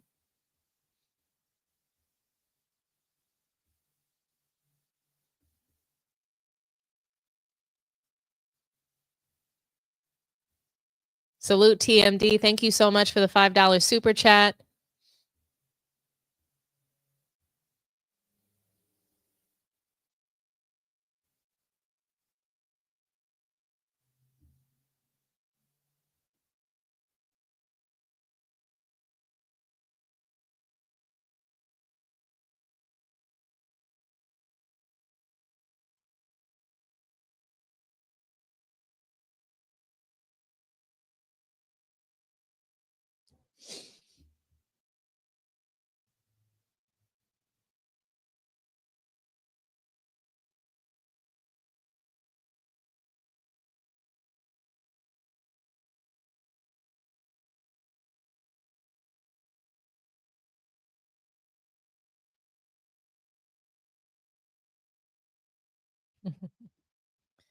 Man, oh man. Every time I see these Caitlin State Farm commercials, I just want to laugh.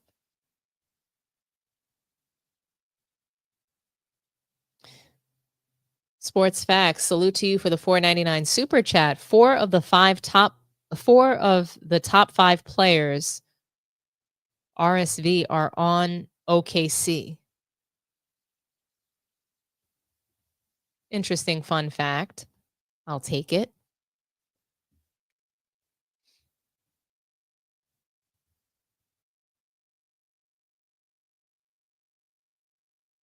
Salute to you, Sports Facts, for another $4.99 super chat. SGA is like Kobe. Tons of laugh faces. I mean, it's just, I don't think he's anything like Kobe. And again, just because he has a mid-range game, that to me, it's not enough. He doesn't even go to the rim. He doesn't go to the rim aggressively enough to be like Kobe, in my opinion.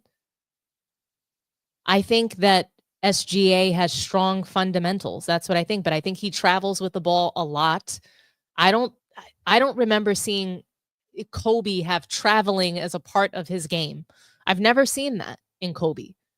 I've never seen him use traveling as like part of his game. He was extremely fundamentally sound.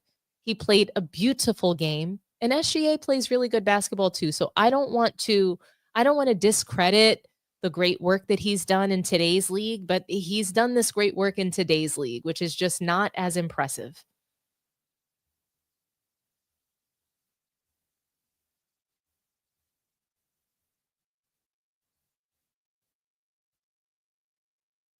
Now they're replaying the Haliburton injury.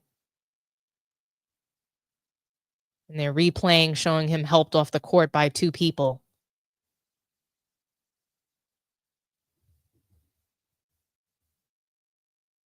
Caruso's got the ball in his hands. I don't love how he dribbles. I'm going to be honest with you. SGA goes up for the mid-range shot, misses it. Naismith with the rebound, kicks it out to Siakam.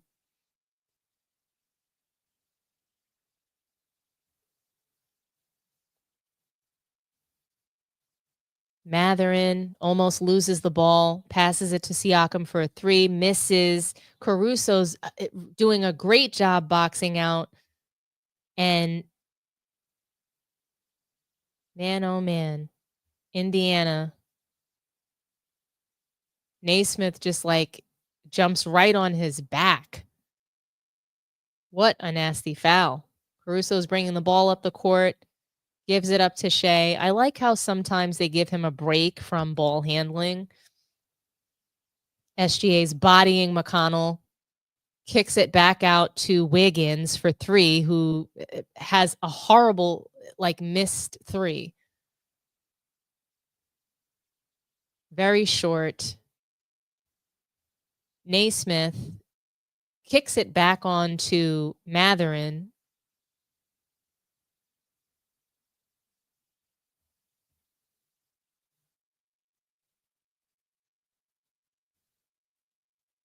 Siakam. Man.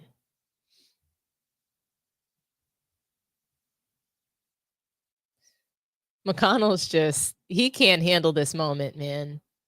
He's not built for this. And he plays confident. He's just not that good. He's not playing any different. OKC is just finally deciding to guard him. That's all that's happening here. McConnell is playing the same. OKC is deciding to guard him, and it looks totally different as soon as they actually give him attention and guard him. So they're putting Wallace back on the floor, who I really love. Yeah, Wiggins needed to come right out. That brick was awful. Wide open brick.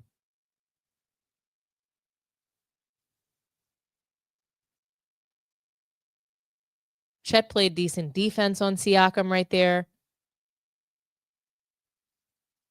Finally, Chet gets a rebound. Passes it up to SGA, who's looking to cut between 2 defenders, almost loses the ball, gets it back.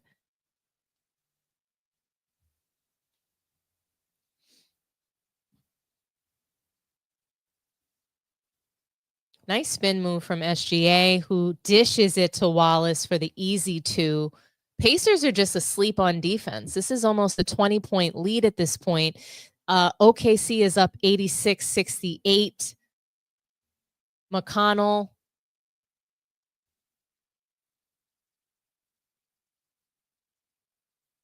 Nice block by Chet. Chet blocked Miles Turner. I'm sorry, actually not Turner, Naismith. Excuse me. SGA throws up another 3, and it's a brick. Wallace gets the rebound. Back out to Dort, then to SGA. SGA almost splits 2 defenders, passes it out to Williams for 3, and it is good.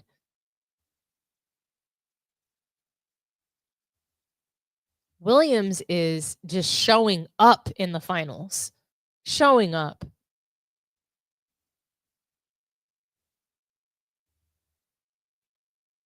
I think he's been a fantastic number 2. I'm really curious to see if they're going to turn around and give Finals MVP to Williams. He has had some big games.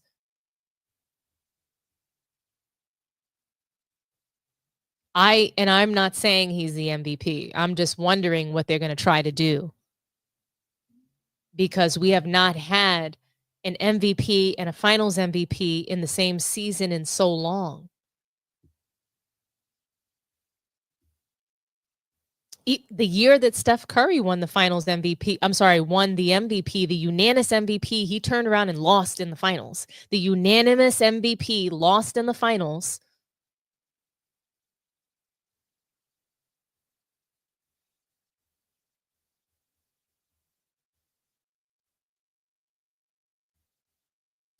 Haliburton is overrated, average player. I'm not going to call him average. So I'm going to say that Haliburton is a star. I'm just going to say he's not a superstar. I agree. Never a comparison between Kobe and Shea. I don't even think it's close. I don't think there's any part of his game that is close to Kobe's. There's only one Kobe Bean Bryant. That's for sure. How was that Booker Kobe comparison turning out? I mean, I didn't see that either. I mean, we want so desperately to reincarnate these amazing, great players from the past into today's league, because these guys they really don't meet the standard. And every time we do that, we get disappointed. So we have to stop the comparisons, because it truly is the thief of joy. I know that there's a market for comparisons, nostalgia, bringing things back, right? Trying to just line things up. That's what we try to do. And it really, I think that is the problem when we're critiquing today's game. I think that that's why a lot of commentary feels so negative, because we're constantly making comparisons to players of the past. And that is why we can't enjoy today's league. That's why. We have to stop this greatest of all time. We have to stop these lists. We have to stop this whole comparison, because it's not adding up. The math doesn't math. If it's not one thing, it's another thing we're deflecting to or from. It needs to stop so that we can actually enjoy the talent that is in front of us now.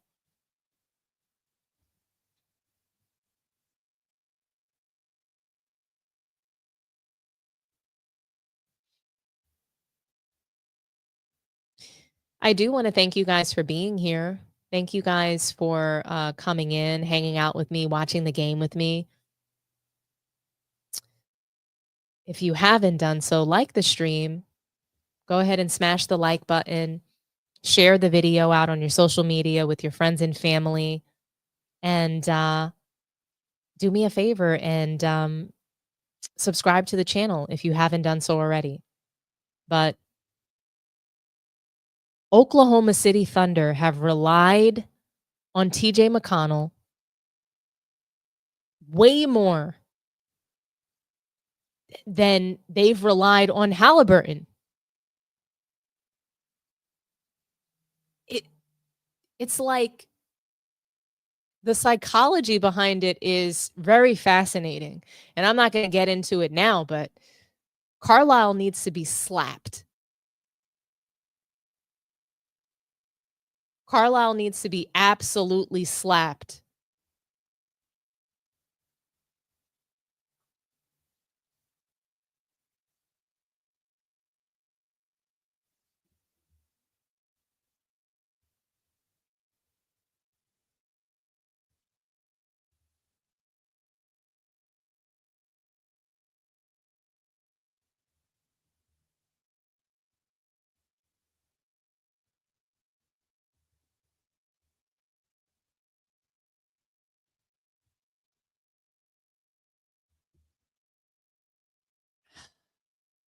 I don't know about you guys, but I think the game is over.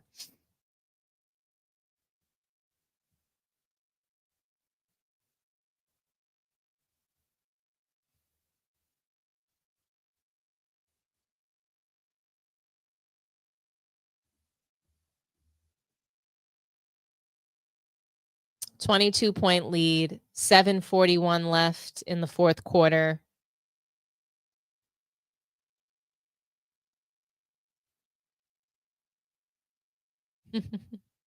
On Wednesday, the first round of the draft is coming up. I'll probably hang out with you guys and watch the draft. That should be fun. Oh, actually, I might not be able to. My dog is going to be at the vet, so we'll see. But Chet Holmgren's at the free throw line. He just bricks his last free throw, made the first one.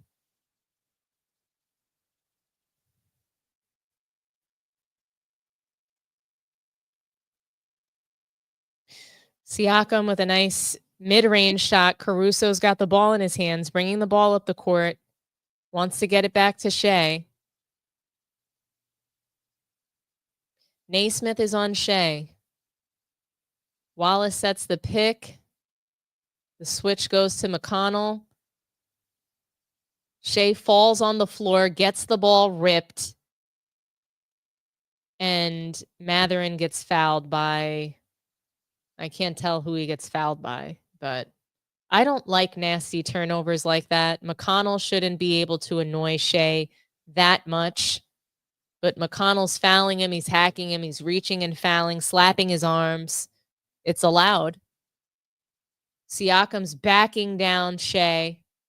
Shea fouls him, jumps right on his back. Poor defense.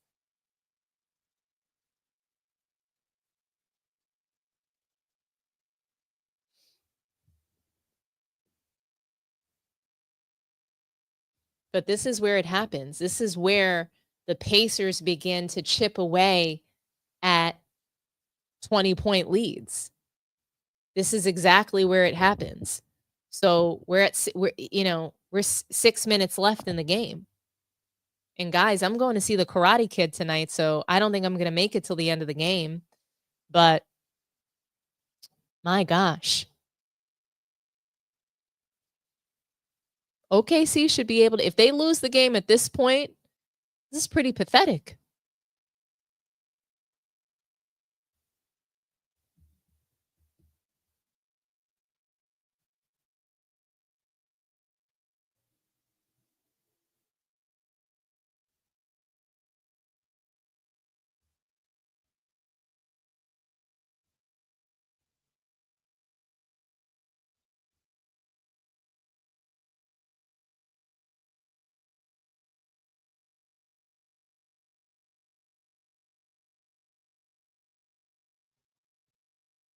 Come on, Williams.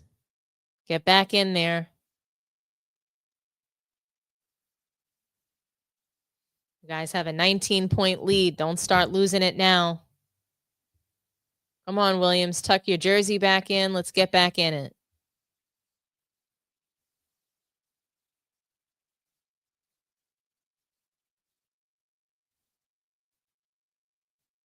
Chet sets the pick for SGA. Looking to cut. In and out with the mid-range shot for SGA. Nembhard's got the ball.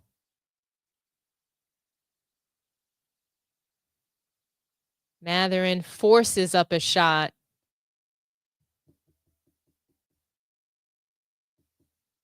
Gets the foul.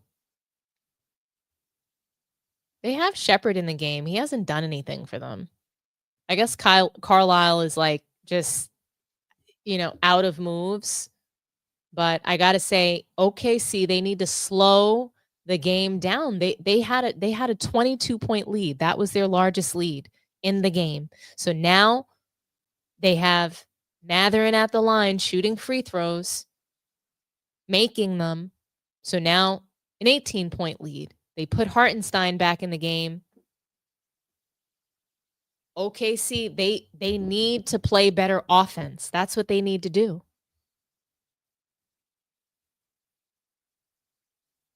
They need to get their offense together down the stretch. 6 minutes left in the fourth quarter.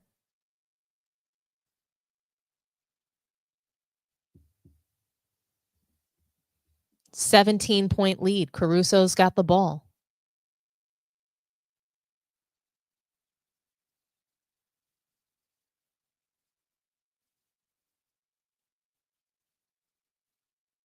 Man, they are playing sloppy. They just turned the ball over again. Matherin driving downhill.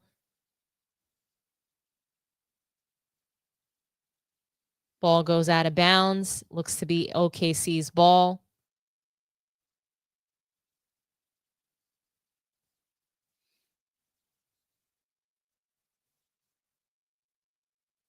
OKC's playing sloppy. This is where they start making mistakes, and the Pacers start coming back and just start walking them down minute by minute in the fourth.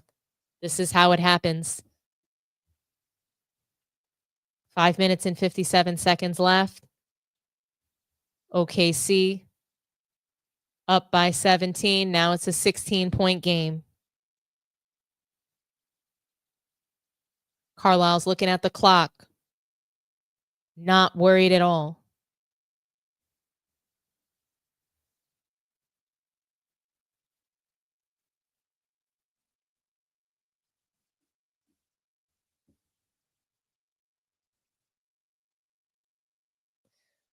$15-point game. Mathurin hits both of his free throws. Pacers playing pressure defense. OKC pushing the ball.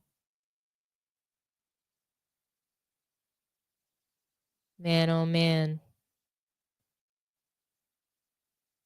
That was a hard foul. Dort gets fouled hard in the side of the temple and the ear.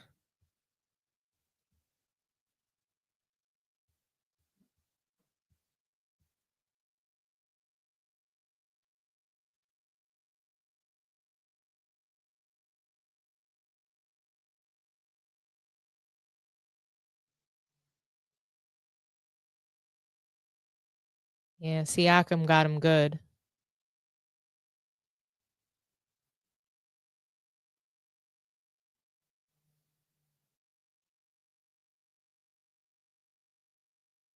Looks like they're reviewing for a flagrant.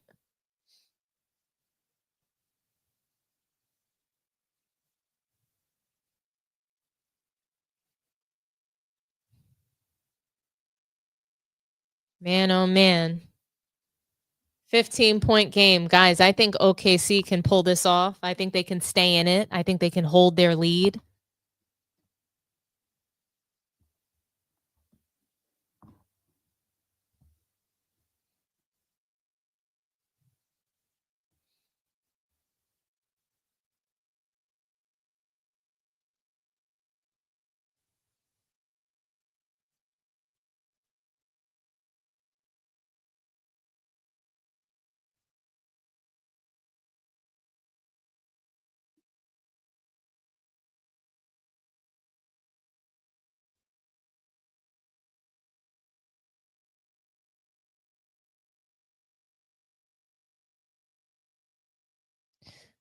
All righty.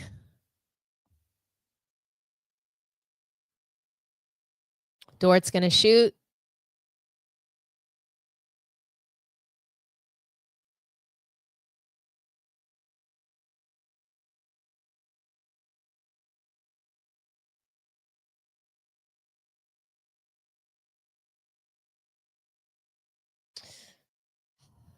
All right, guys.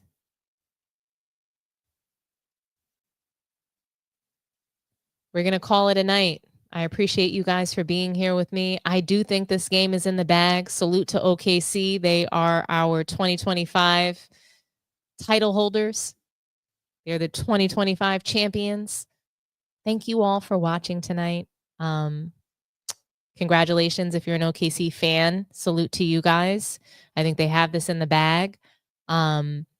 I can't wait to come in here tomorrow and chat with you guys. I have a really, really great show planned, so get ready. But thank you all for watching. Don't forget, like the video, subscribe to the channel, and share the video. Let's grow the Sports Tea community, and I will see you guys in the morning. So have a wonderful, wonderful evening and enjoy the trophy ceremony, okay? Thank you all so, so much. And I will see you guys tomorrow, okay? Bye-bye.